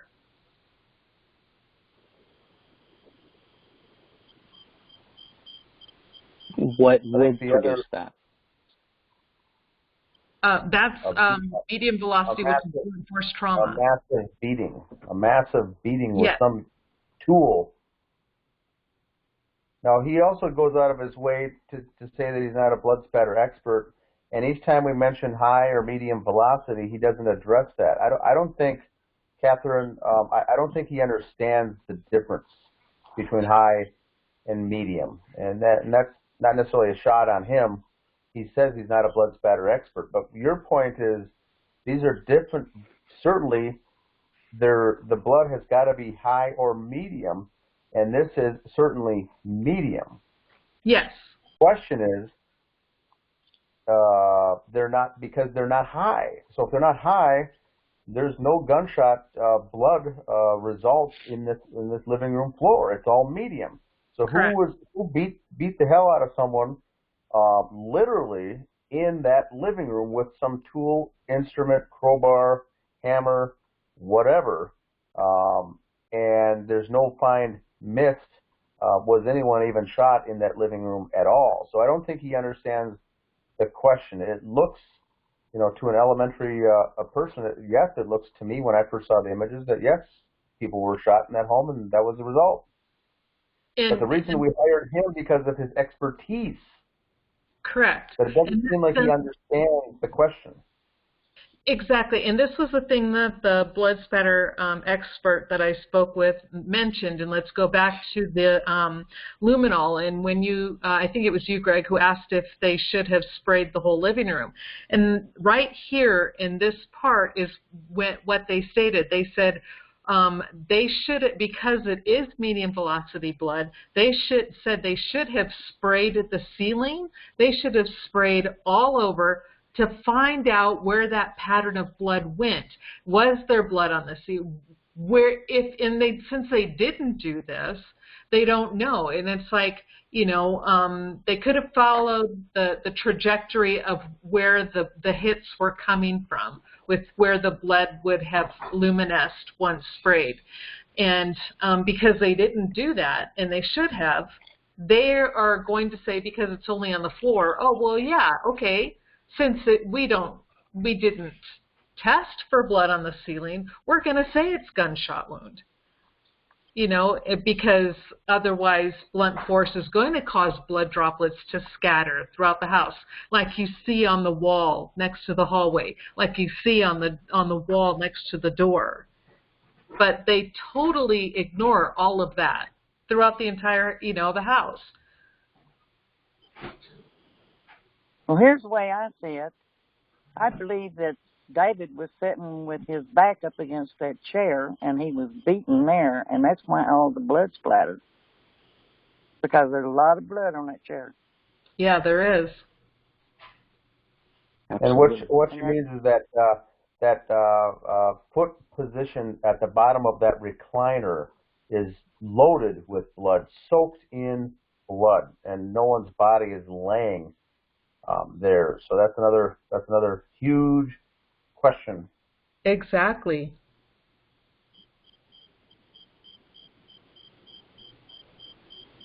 Okay, anything else on that before we go to number 19? Okay. Not me. Moving on to number 19. David's leg looks to be laying on top of fiber stuffing. Why and how? His answer should have been this is my opinion. His answer to this question should have been the answer to how do the police prove David Crowley guilty? That's what I felt like. This should have been the answer to that because they don't have an answer. Yep. All right. Number 20, unless anybody else has anything there, go ahead and if anybody, wants to just jump in, please feel free to jump in on this too. Number 20, not enough dog feces in the house, roughly 29 separate droppings. And he says, I would talk to a veterinarian about this, but my opinion is it is consistent for a dog that was out of food and began eating the bodies. So the dog was out of food.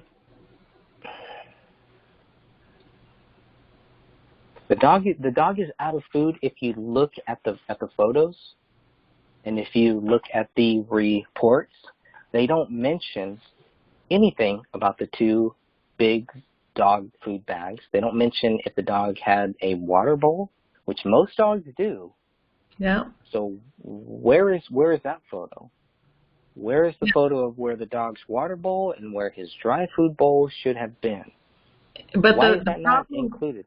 Yeah, and see, the problem with his answer there is that, if he had looked at the photos, he would have seen that photo with the two large bags of one that was unopened and the other one that was opened. And dogs will tear through and scratch open a bag of dog food.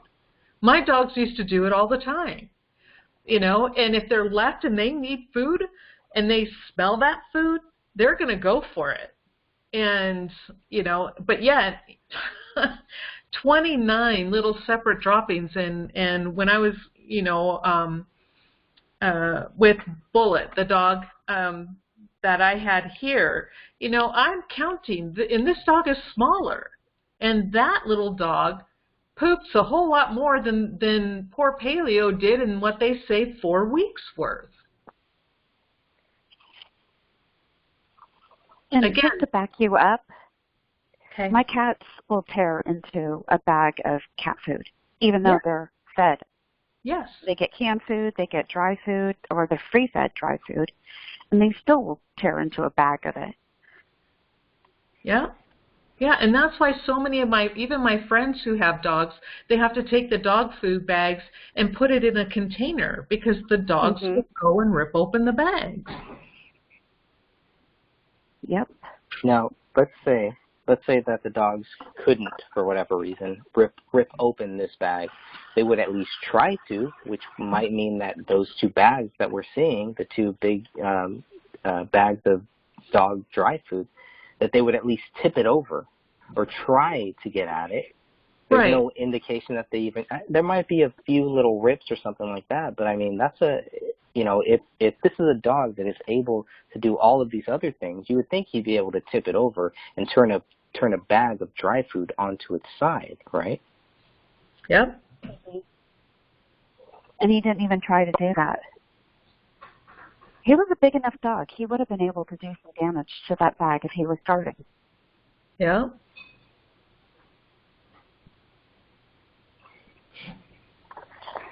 I mean, a little 11-pound cat can do some damage to a bag. Yeah, my cat can do some damage too. They should never. Well, your cat, I think tore up your headphones at one point, right? So dropped you off cords the hall. and headphones. I have a special snack for her. There you go. Okay.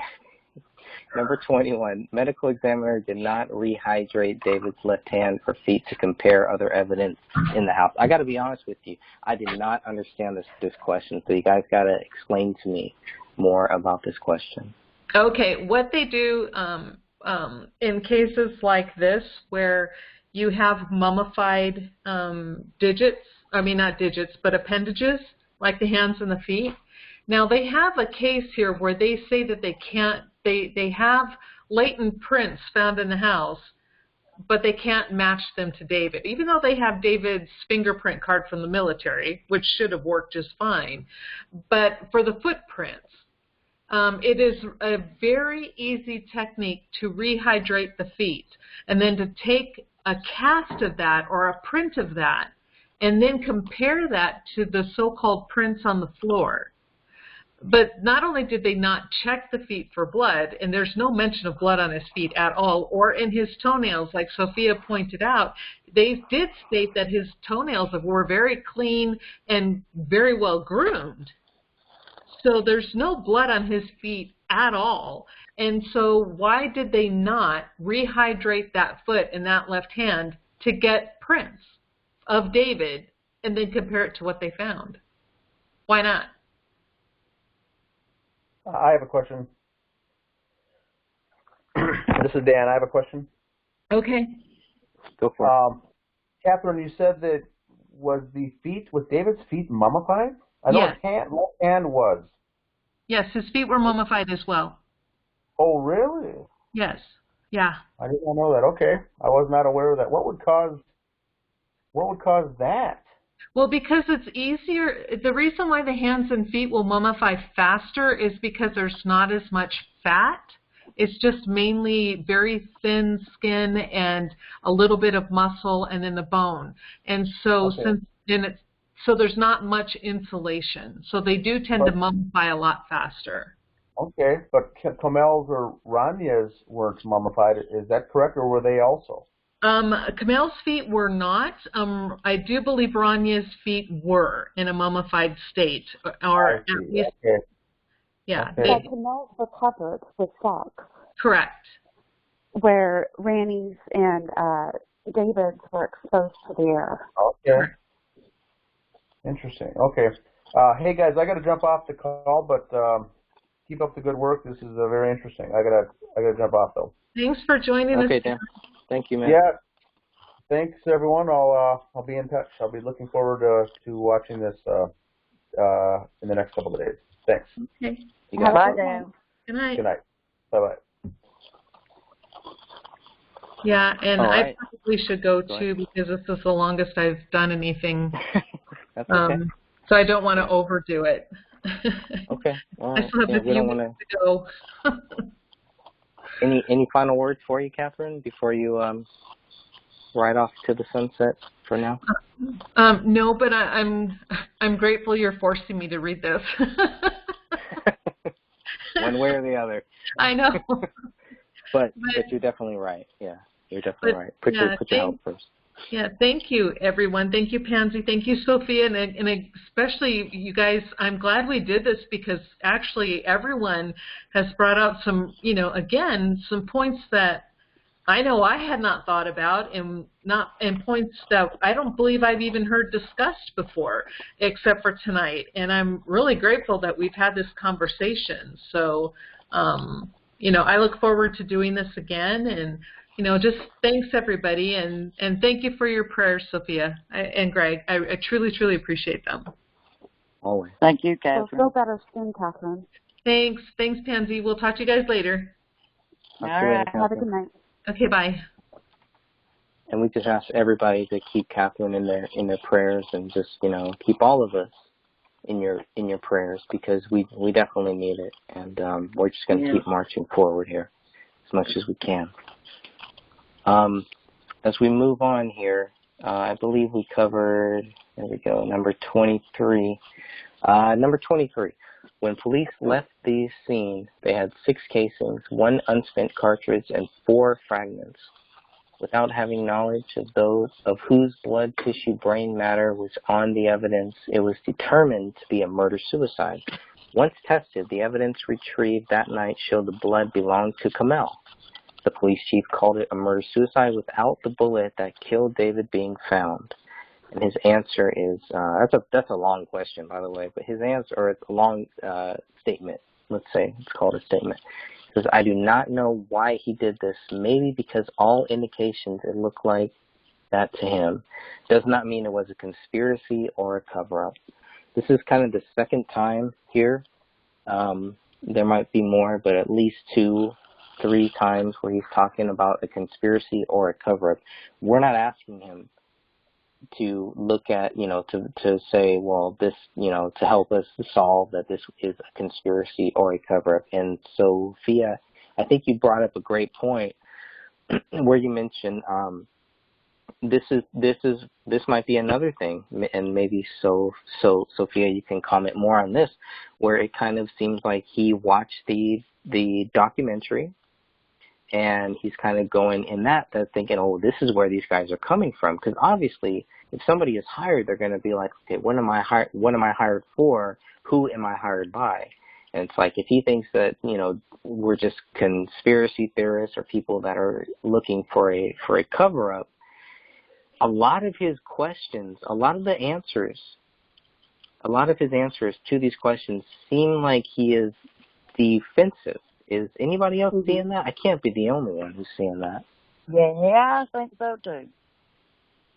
If I was hired to investigate something, I'm going to check out who I was hired by. Just food for thought. Definitely.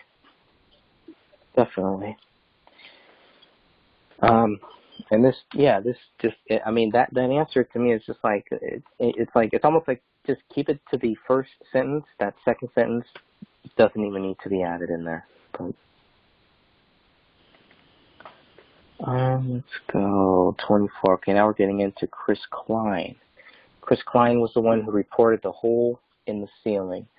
Agreed. Okay, well, there we go. That's it.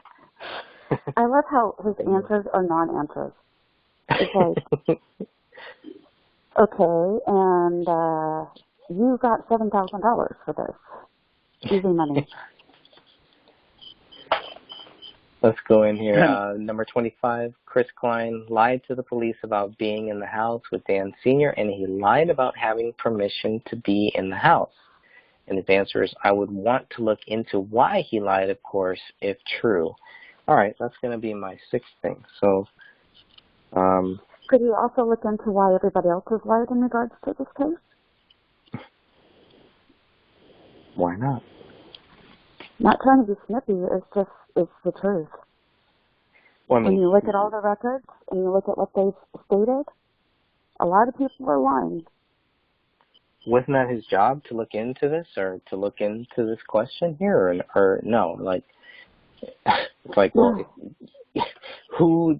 This is why we're asking you this question, because we want you to look into this and find out something. But instead of him just saying, yeah, somebody lied here, that's definitely true, there's something weird, there's something wrong there. The police should have followed up. You know what? The police didn't do a great job, but they should have followed up on it. But it's like, it's a very defensive answer, right?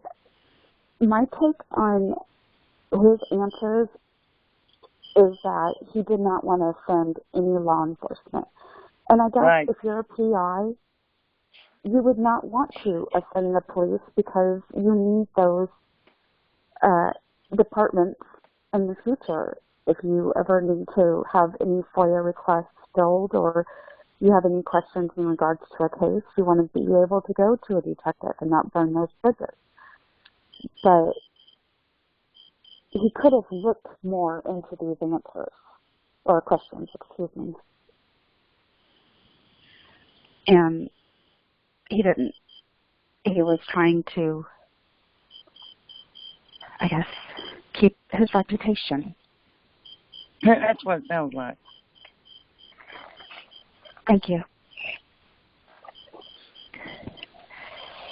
I still think about that hole in the ceiling. Mm-hmm. That really messes with my mind, because I don't think it was there when the police went in there.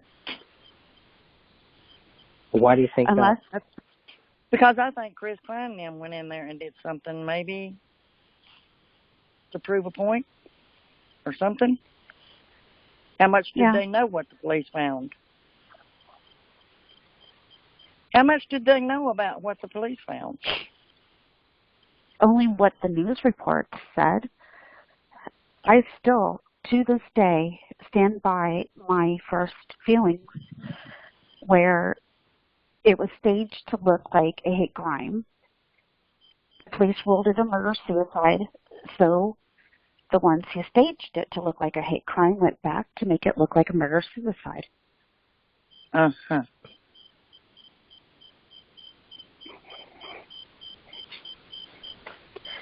And until I actually see a bullet hole from the very first day, I'm going to hold to that theory. Right. Mm-hmm. That's one thing that I think a lot about, because I don't believe it was there when the police came the first time. I really don't. See, I kind of lean towards it only because two reasons that I lean towards it is because I have not seen a photo that conclusively shows me that there was or that there wasn't. Right. And they have that photo. They claim to have that photo. So that even tips me more towards their side to say, well, not only, do they say, they say that they missed it on that day, which is good. That's what they should say. But they also say that they have that photo. The only thing missing right now, the last step that I would like to see to close this door is to say, if you have that photo, please give it to us. Give it to the public so we can see it. That's all we're asking. I don't think that's too much to ask for. Really? I mean, it's a picture of the hole in the ceiling. It's not a picture of the bodies in the living room. So why are they holding on to dear life for this photo?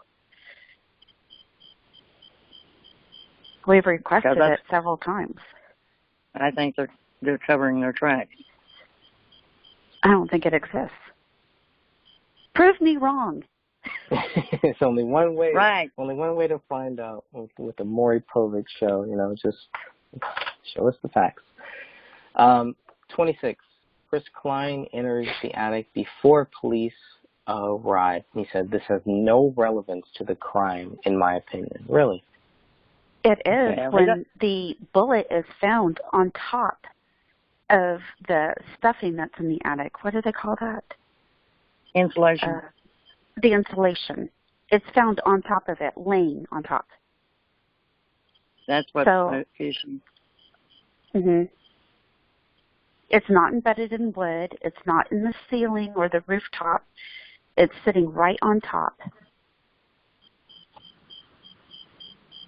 And them going up into the attic is fishy too. Yes, absolutely. And on top of that, they had no business in the house. Well, I mean, apparently to Kenneth Maines, it has no relevance to the crime. Does it have relevance to the crime scene, at least? I mean, does it have relevance? Because the crime scene, you have to remember, this, if he was there before the bullet was actually found, then we have 3 crime scenes, right? So we have the crime scene on January 17th, on January 19th, and then the crime scene on February 18th. So, So anyway, the question number 7 that I'm going to write down here is to ask him to please tell us more about your answer to the question of number 26. Well, I have a question.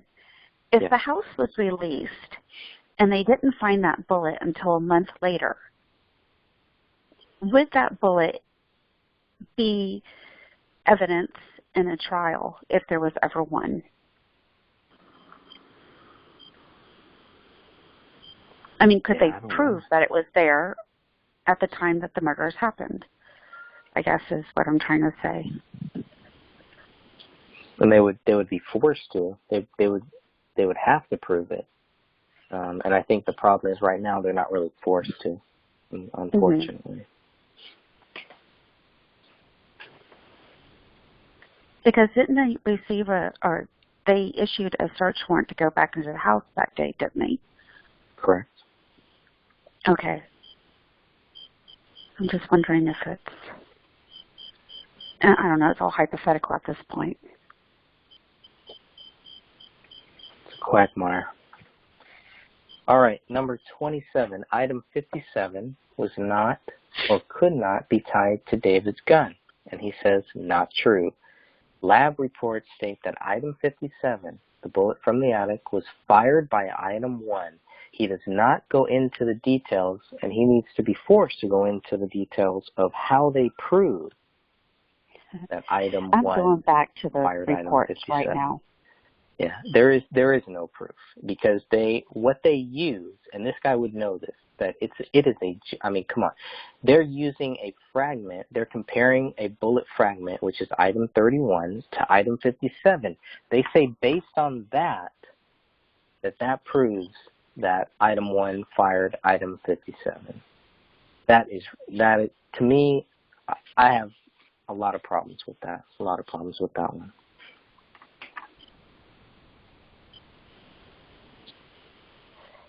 I have the report right here, and I was trying to read the exact wording that they used. Okay. And do you remember what page number that was on at all? Yeah, it's the ballistic or the. So it's one of the last. It's in the firearms, so I think it's actually. Right in print. The last page.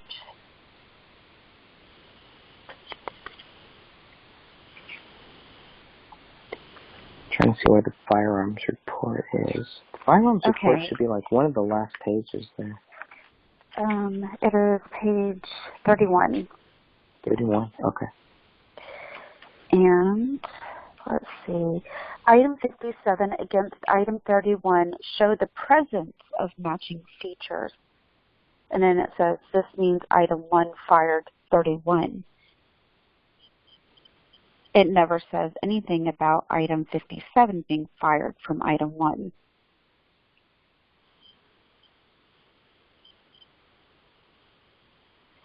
Item 57 against item 31 showed the presence of matching features. This means item 1 fired item 31. So if he would have read page 31, he would see that there's no connection between item 1 and item 57, correct? Correct. Uh-huh. And if it was fired from a similar gun, they could have matching features. Could.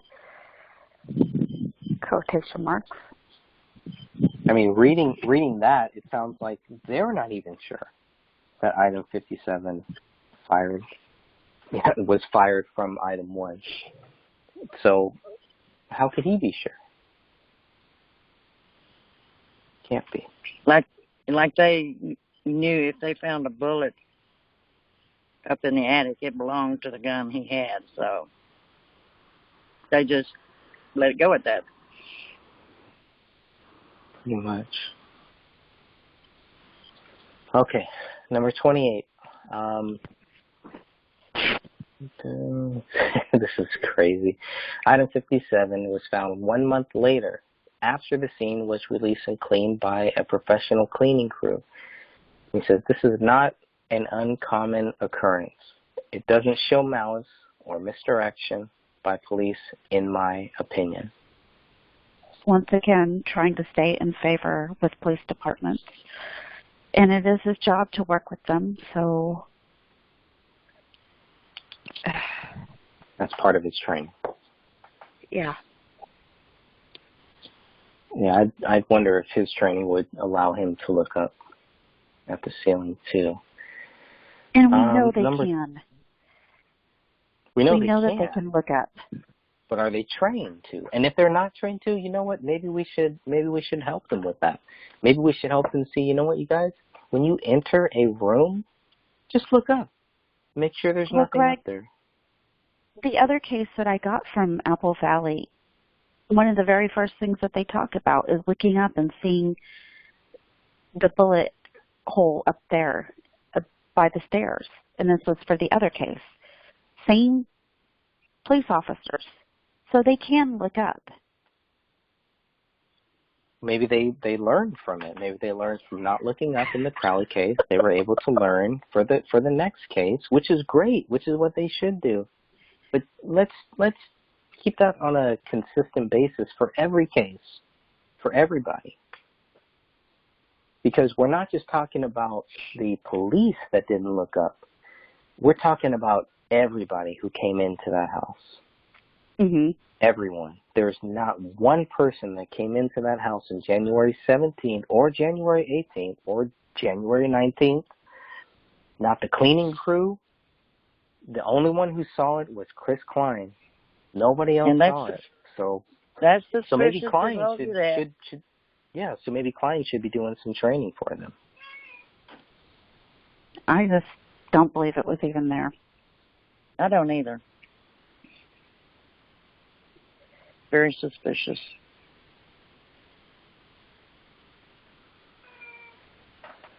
All right, so let's see. We did not see. Okay, it's obviously not see the bullet hole. Looking at number 29, that has been determined in speculation and assumption that they would have noticed it. Really?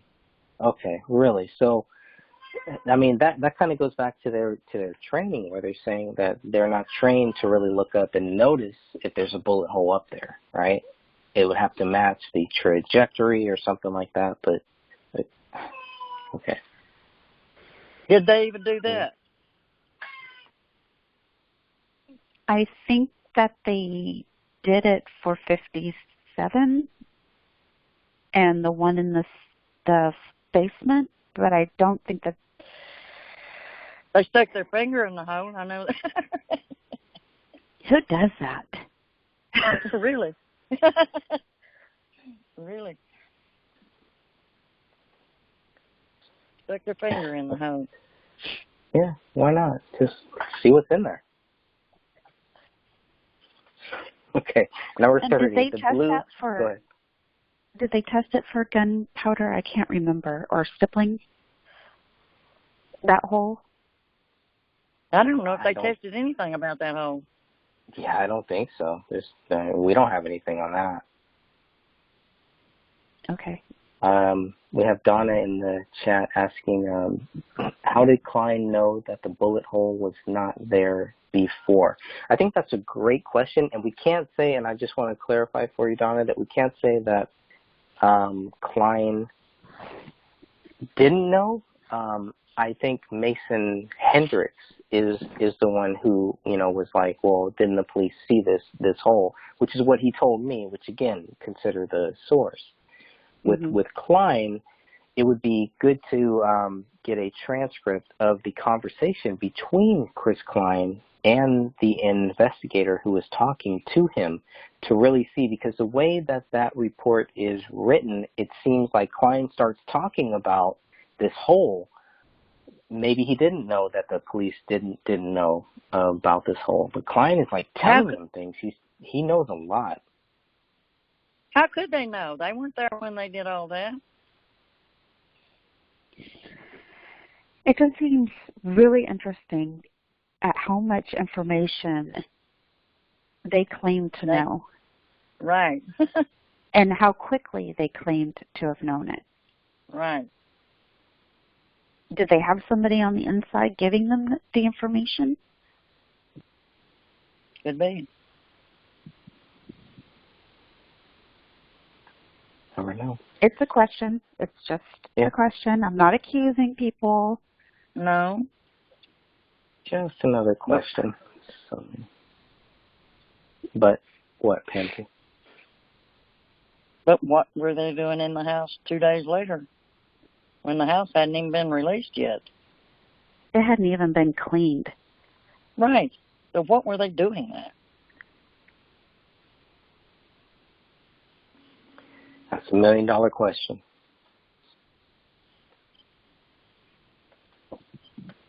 It's just not normal behavior. They were anxious about something. Mhm. Okay, so number 30, the blue blanket was under Kamel, yet over David, and his answer or his comment on that is possible animal activity. I said the dog did it. Paley was busy in those days. I can't see how the dog could have done that good a job, really. Let's see, 31, the knife blade was locked open position. I do not understand the relevance of this. Okay. Okay. The knife has no relevance. In the living room, between three bodies, and it's open, but it has no relevance.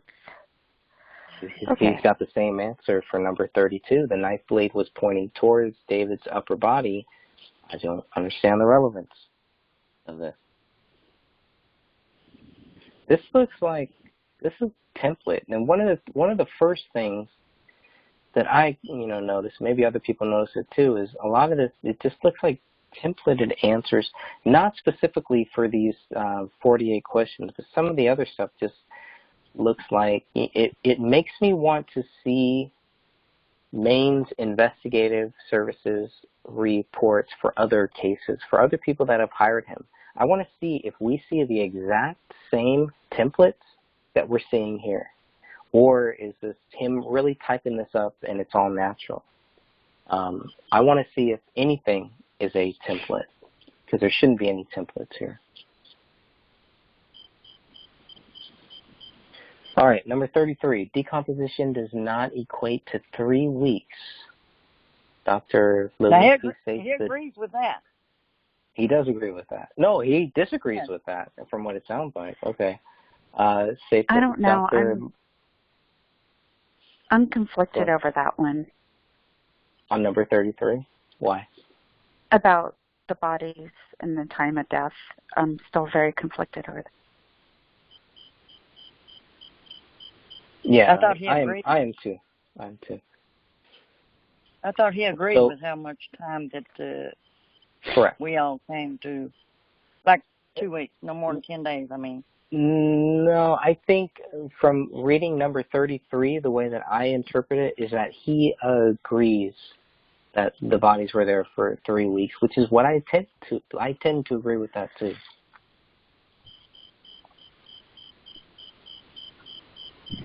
Could be, but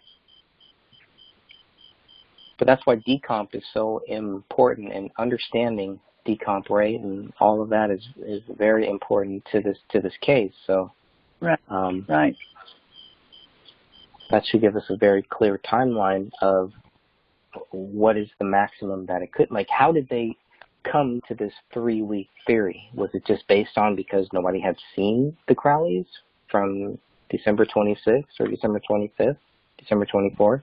So it must be 3 weeks? Or did they actually do some documentation? Did they do some work to show, based on decomp, based on this, based on that, yes, these bodies were there for 3 weeks? No doubt. They have no doubt in their mind, because I think that's what's caused a lot of these questions where we're like going back and forth, like, okay, we have some people who understand decomp saying, wait a minute, it can't be 3 weeks. The bodies wouldn't look like this for 3 weeks. This wouldn't happen. That wouldn't happen. So then you have other people saying, yeah, it's, I just think it's right. It's 3 weeks, and that's it. I just wish that the autopsies were consistent in how they were written, because Kamel's is not, and detailed David is not, and I would love for it to be more consistent. That would give me more of an idea. But his is almost vague when it talks about the decomp, and I mean, the bodies had time, or at least he did, for mummification of the feet and of the hand, And there's really not an explanation except for the fact that they were just exposed to the air.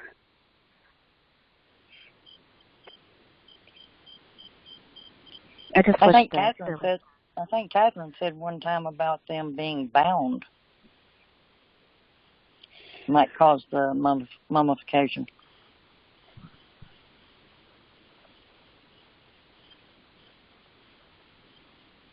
Now, I don't know, but I believe Catherine came up with that a while back. I'm not familiar with that theory. I mean, I've heard her say it before, but I can't agree or disagree with it. I haven't read anything on it. Yeah, I'm still open to it. I mean, obviously, we want to be open to it, but yeah, we're just looking into that. Number 34. David was thin and Paleo was thin and dehydrated. He did not present as an animal that had been feasting on dead human flesh. And his answer is, I disagree. The dog wasn't feasting. It was forced to after running out of food. And we know that's not true because there was a bag and a half of dog food right there in his room. And Kenneth Maines was given these crime scene photos, whether he saw the dog food in these photos or not. And the other thing is, why didn't he question, where's the dog's bowl? Where's the dog's water bowl? Where's his food bowl? What source did the dog have for water, for, food?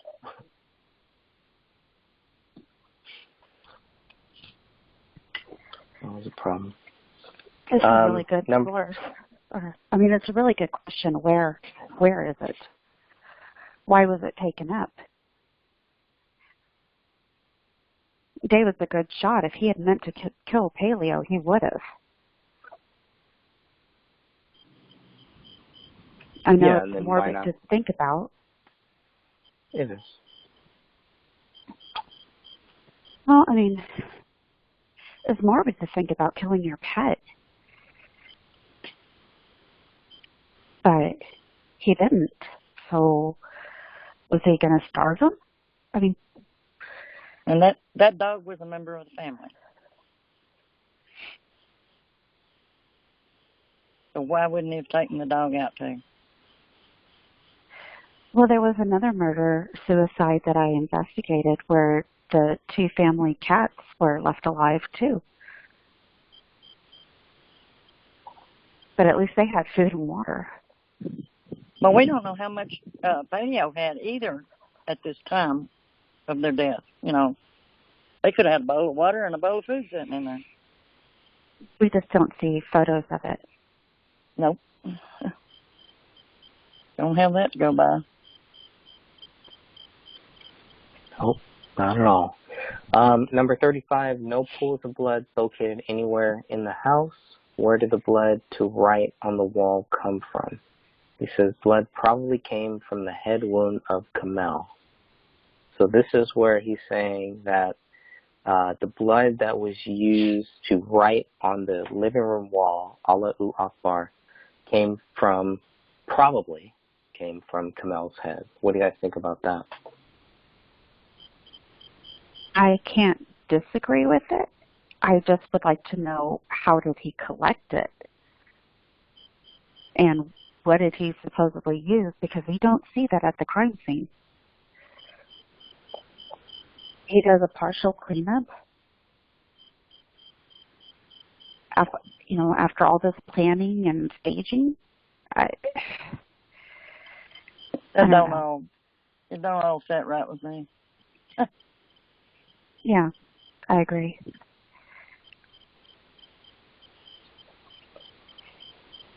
Okay, but why doesn't it set right with you? What do you just... Okay, so he is supposed to be this perfectionist, but he leaves 2 supposed bloody footprints and cleans everything else up. He gets rid of the buckets of whatever he used to collect the blood. He got rid of the supposed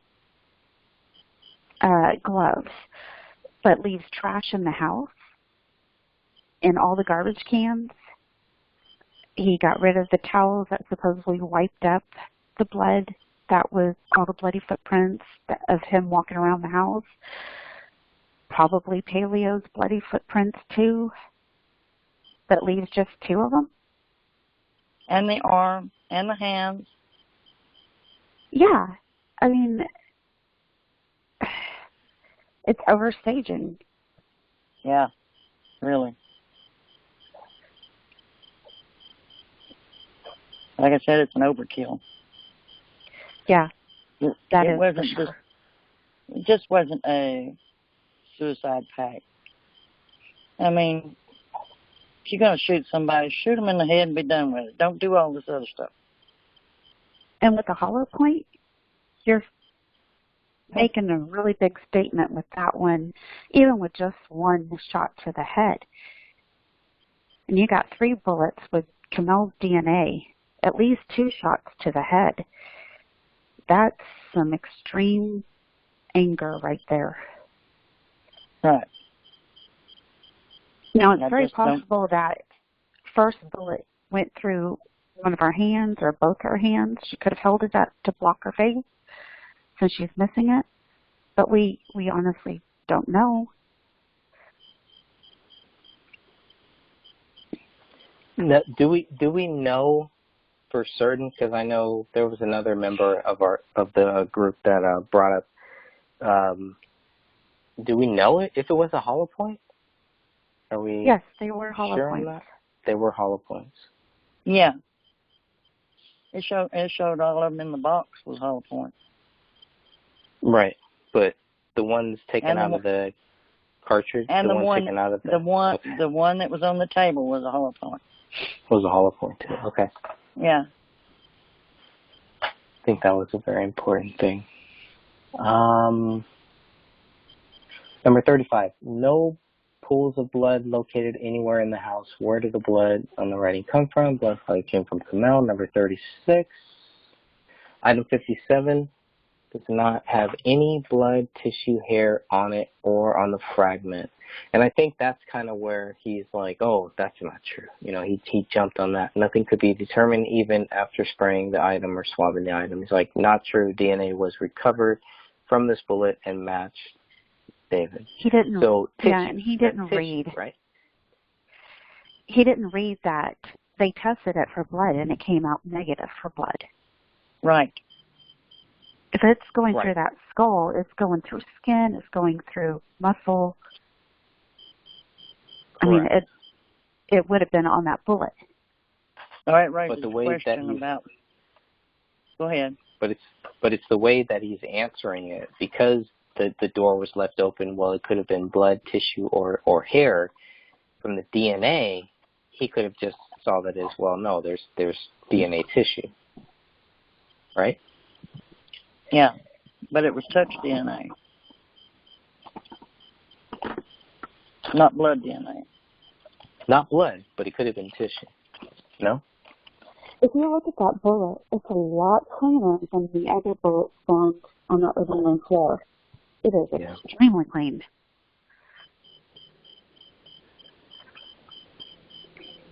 Sure is. All right, number 37, Dan Jr. stated he dropped off the packages on December 28, 2014, yet the neighbors do not recall seeing the packages until January 10th. He said they had no reason to pay attention to the Crowley home. This does not mean they were not there.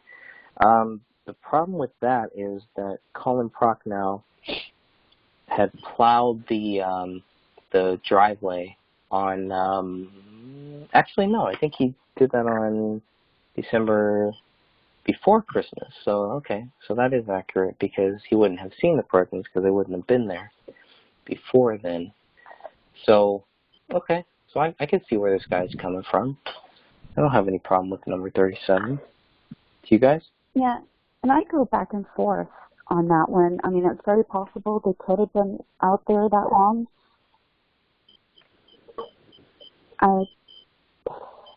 If you he hadn't changed his story, I wouldn't have a little doubt.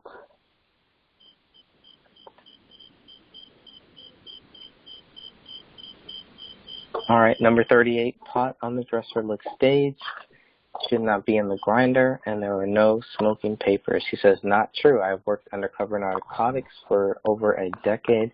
Didn't look staged. You don't need smoking papers. There was a bong in the bathroom, which is right.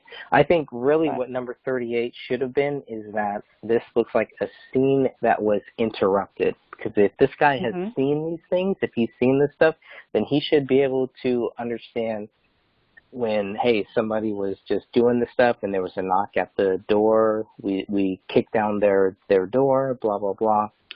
You know, I think he should have been able to kind of tell that. So I think the phrasing of the question, or the phrasing of the statement on number 38 could have been why he answered this way. What do you guys think? Yeah, I think the phrasing might have confused him. All right. 39, according to those who use marijuana, the tweezers on the dresser next to the pot are wrong. I disagree. Okay. That don't make any difference. You can use any kind of tweezer. I'm experienced, I know. my husband used to do that all the time, so you know, I went through that for years. No, any kind of tweezer works. But if there were tweezers on the dresser, does that show that, you know, they were smoking a joint as opposed to smoking in a bong? I'm not sure I understand the relevance of the tweezers, to be honest. If you leave seeds in marijuana, they tend to want to pop. So you pick the seeds out to keep it from popping, maybe out on the floor while it's hot, burning things. You always pick the seeds out. That's what the tweezers are for. You know, for potheads. Nice. I never knew that. You know, okay, that makes sense. Go ahead. With having bongs in the house and the pipe cleaners and everything, you would think that pot would show up in their system. Right, it would have. But it didn't. Yeah, I know. So, to me, that just looks like more staging. Definitely. All right, number 40, kitchen. Go ahead. Go ahead. No, go ahead. Number 40, kitchen window was unlocked. He said, this may be true, but I have no knowledge of it. Well, if, you know, we're going to give you the documents that are going to show you knowledge of it. And based on that, I mean, okay, let's say it was true. Doesn't that show one more sign of, you know, there was no need for anybody to break in. There was no need to look for signs of struggle. This was the second way that somebody could have entered the house. However unlikely, because I don't believe anybody's going to enter through that kitchen window. I think the kitchen window was actually unlocked because maybe they were trying to air out the house from cooking or something like that. Maybe it was just whatever. Right. I don't think there's any relevance to it, but he just almost just, it's like, well, he doesn't know that. You know, it's like, well, why don't you say, well, I don't know that, but I don't see the relevance of it. That I could understand, but. And I can understand airing out the kitchen, too, especially if you're frying something or. Seems logical. Okay, number 41. Snow was trampled down around the house and on the back deck prior to police arrival. How do we know this? He says, I did not see this documented anywhere. Snow was trampled down. Yeah, I'll have to go back and look at that too. I'm not sure where the snow was trampled down. But that's a quote, so it's got to be in the report somewhere.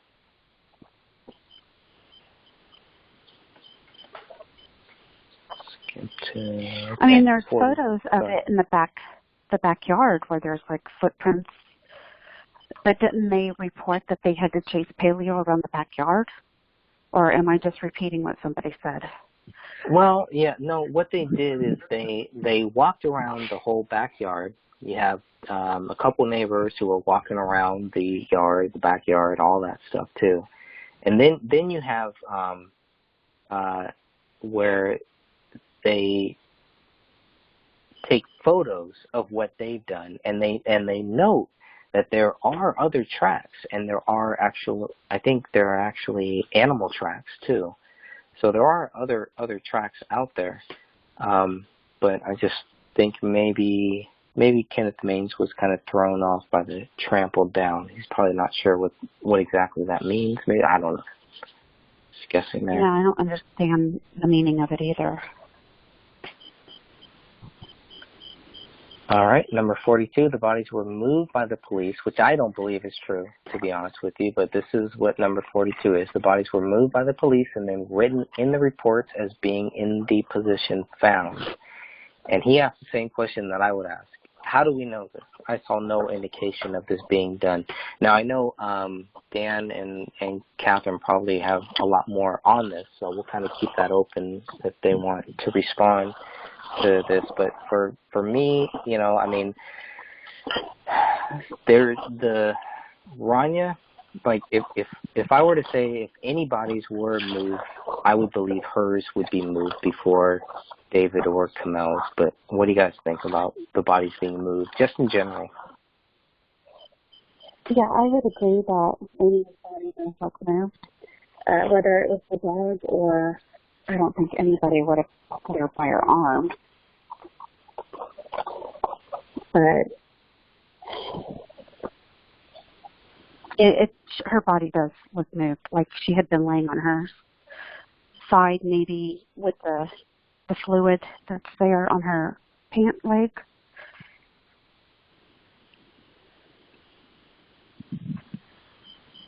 All right, we're almost there. We're almost done here. Thanks, everybody, for hanging in here. Number 43, David's left finger position is not in a natural death position. This is a big one. And he says, I disagree. I never heard of a natural death position. He needs to see how the left finger was and tell us, how is that natural? Why do you think that is a natural way for a hand to be? Because you've never seen a natural death position? What death positions have you seen that aren't natural? I mean, to me, it's just, that was a weird answer. What do you guys think? I thought it was a non-answer again. Non-answer, that's a great way to put it.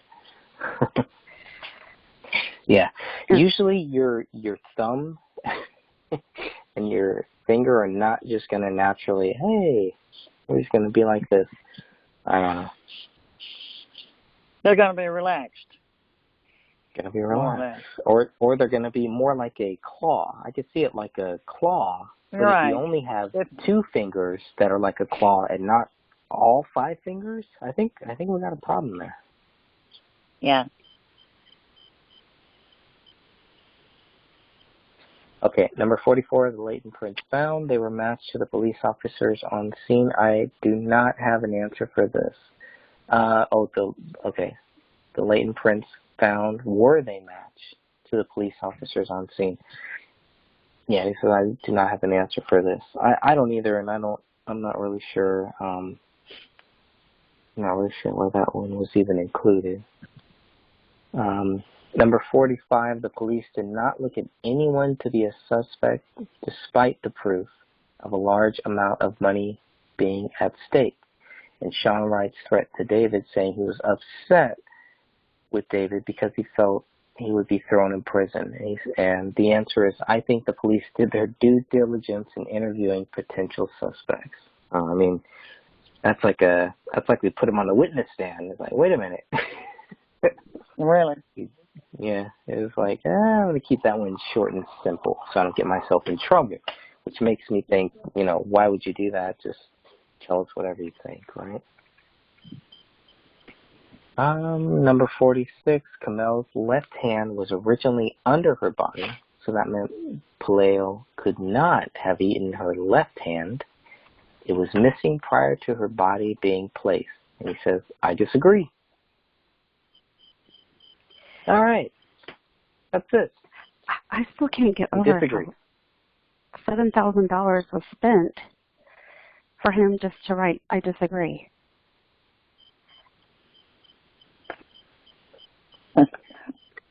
No explanation. What does he disagree with?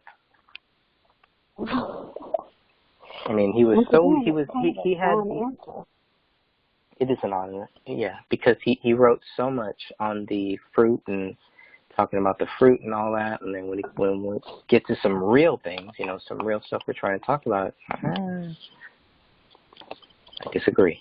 That's it. All right. That could probably sum up his whole thing here. Number 47. Police reports state no ammo in the house, and which I don't know where that came from because there was ammo. There was ammo in the, I believe there was ammo found. I know there was ammo found in the car, which I guess is in the garage. Technically is not in the house, but it's still on the property. And thinking about that, I was like, wait a minute. So that's hard to think that there was no ammo and all found in the house. So I want to know where that quote came from. I want to learn more about number 47. How is he going to have a gun to protect himself but no ammo? I mean, I can understand it being loaded and maybe extra clips loaded, but he's going to keep the ammo in the car? I mean, there should have been ammo in the basement. There should have been ammo in that closet, in that green locker that was in the master bedroom closet, right? Should have been there. Yeah, we need to find out more about this question because to me it doesn't sound right. It's true. There should have been some ammo in that gun safe. Yeah. And something. Well, he did have a loaded clip, but he had a loaded magazine, not a clip. Sorry, loaded mag. So he was ready. I mean, got a loaded mag in the gun. You got a loaded mag in the gun safe. Yeah. There wasn't a box of ammo in there. There should have been. I think there was, and it showed how many shells was missing out of it. Correct. Now, where did that one come from? Did that come from inside of the house, or did that come from inside of the trunk of the car? I think is the question. I thought it come out of that gun box. Yeah. And that gun box was part of multiple gun boxes in the car trunk, which is another sign that they were getting out of Dodge, that they were leaving. If they were not planning on staying there for whatever reason, they wanted to get out. That car was loaded down with a lot. It really was. And that's why it's important to know which car was being sold, which car were they planning on keeping and possibly taking out to Cali, because they were headed out here. They were headed to Southern Cali. I don't care what anybody says. I think that's clear. There was no way that David was going to make this movie, make this project without being local. He was going to need to be out in California, in Southern California, where he could go to these daily meetings and meet with all these people and all that stuff. You can't do that if you're in Minnesota. You have to be in California. Everybody in Hollywood will tell you that. Okay, we find out which car was loaded in the Turtle, because that's where all the gun cases were. Another thing to note is that David did have some calls to a realtor in California, in Ocean View or Oceanside, California. That's right. And he had a mortgage company that was running his credit a couple times. Yeah, and can can you find us more, or can you give us maybe in the future, in the next day or two, can you, give us like more information on that, something that people can find? Because that's been one of those other things that have just been like, there's so much data to go through that a lot of these things get kind of lost, or they slip through the cracks. And that is a big one that I think has been brought up over and over again, that I just want to make sure keeps getting brought up to the new people, to people that are just looking into this stuff, looking into the Southern California angle, because there is something there. I do believe there is a big thing there. There is a lot there. That's what I think. Well, I do know that you will see on his credit report on the very last page that the mortgage company ran his credit 2 different times. I believe one was in either late November or early December, and then again in January. And then the calls were made, I believe, either November or early December, and those should be on one of the spreadsheets from David's phone numbers, which are all loaded to your blog. And they'd find out which car was loaded up. Mm-hmm. Okay. Yep. I'll have and to that can be found. look at the That's in photos the crime scene. Yeah, that's right. Yeah. All right, cool. All right, just wrapping up here. My throat is really hurting here. We only have 2 more to go through, so I want to make sure we get through these. Number 48. Below is an image of the detective notes. This shows that Leighton Prince, palm print LP1A-1, found on the magazine of the handgun, had a visible scar. This info was not translated on the typed police reports. It is reported that David Crowley did not have a scar on either of his palms. So I know this one comes directly from Catherine, right, where she's talking about that there was a visible scar and on this palm print. Now, they also don't have a palm print of David Crowley. So they don't have a palm print to compare to this, right?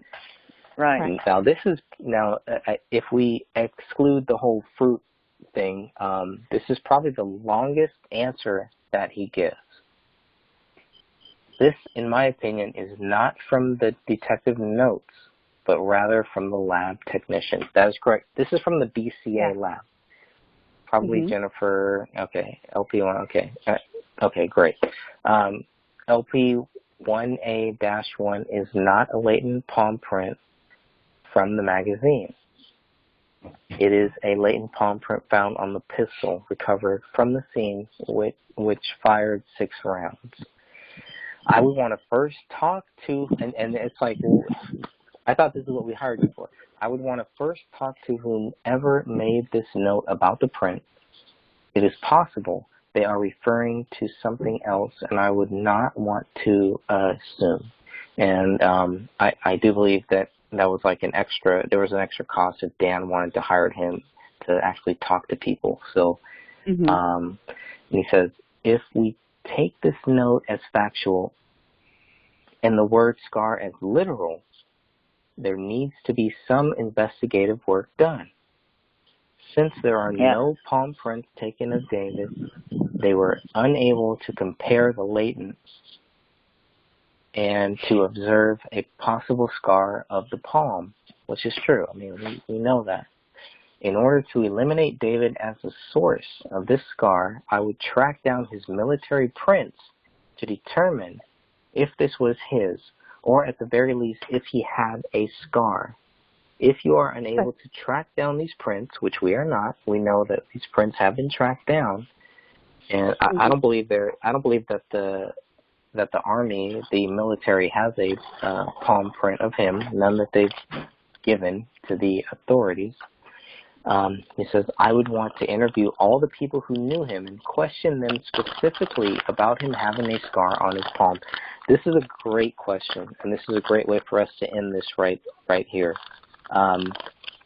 with this scar, and then I think maybe we'll come back next time and maybe talk a little more about the conclusions and all that drama. But any last words on this scar? Do you think David had a scar? Have you seen a scar? Why would there be a scar? And does this show that the palm print found on the gun does not match David? From all the photos that we have of David, we do not see a scar on that palm. There's no mention from family members either about having a scar.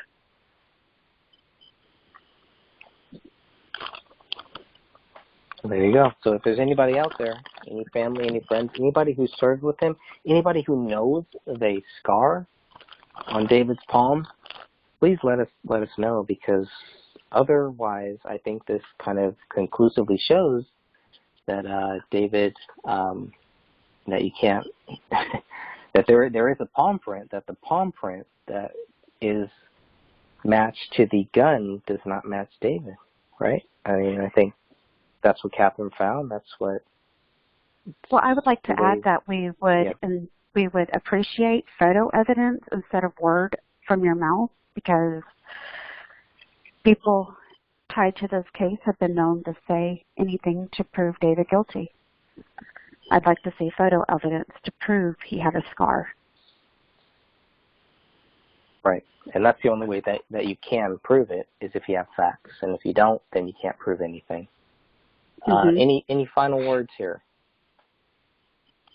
No, my mind is going round in circles as it is. Sorry about that. Yeah. Well, as I always end every video, I just like to encourage everybody to please read the reports and look at the crime scene photos, and if you find anything new, please let us know, because it's very possible we could have overlooked something, and all the eyes that we can get on these reports is a good thing. We really could use everybody's help. Sure can. Amen. Amen to that. Pansy, any final words? No, except I'm ready for bed. All right. There we go. I'm 2 hours later than y'all are. Love y'all. Okay. Enjoy. Have a great night. Y'all Greg, feel better. Thank you all for joining us. Yeah, I will. Yeah. I'm about tapped out here. My throat is done for the evening. Thanks everybody for sticking with us, and thank y'all. We'll have to do another conference call again soon. Yeah, thank y'all. Great. Have a good night, everybody. All right. Good night. Bye now. Bye.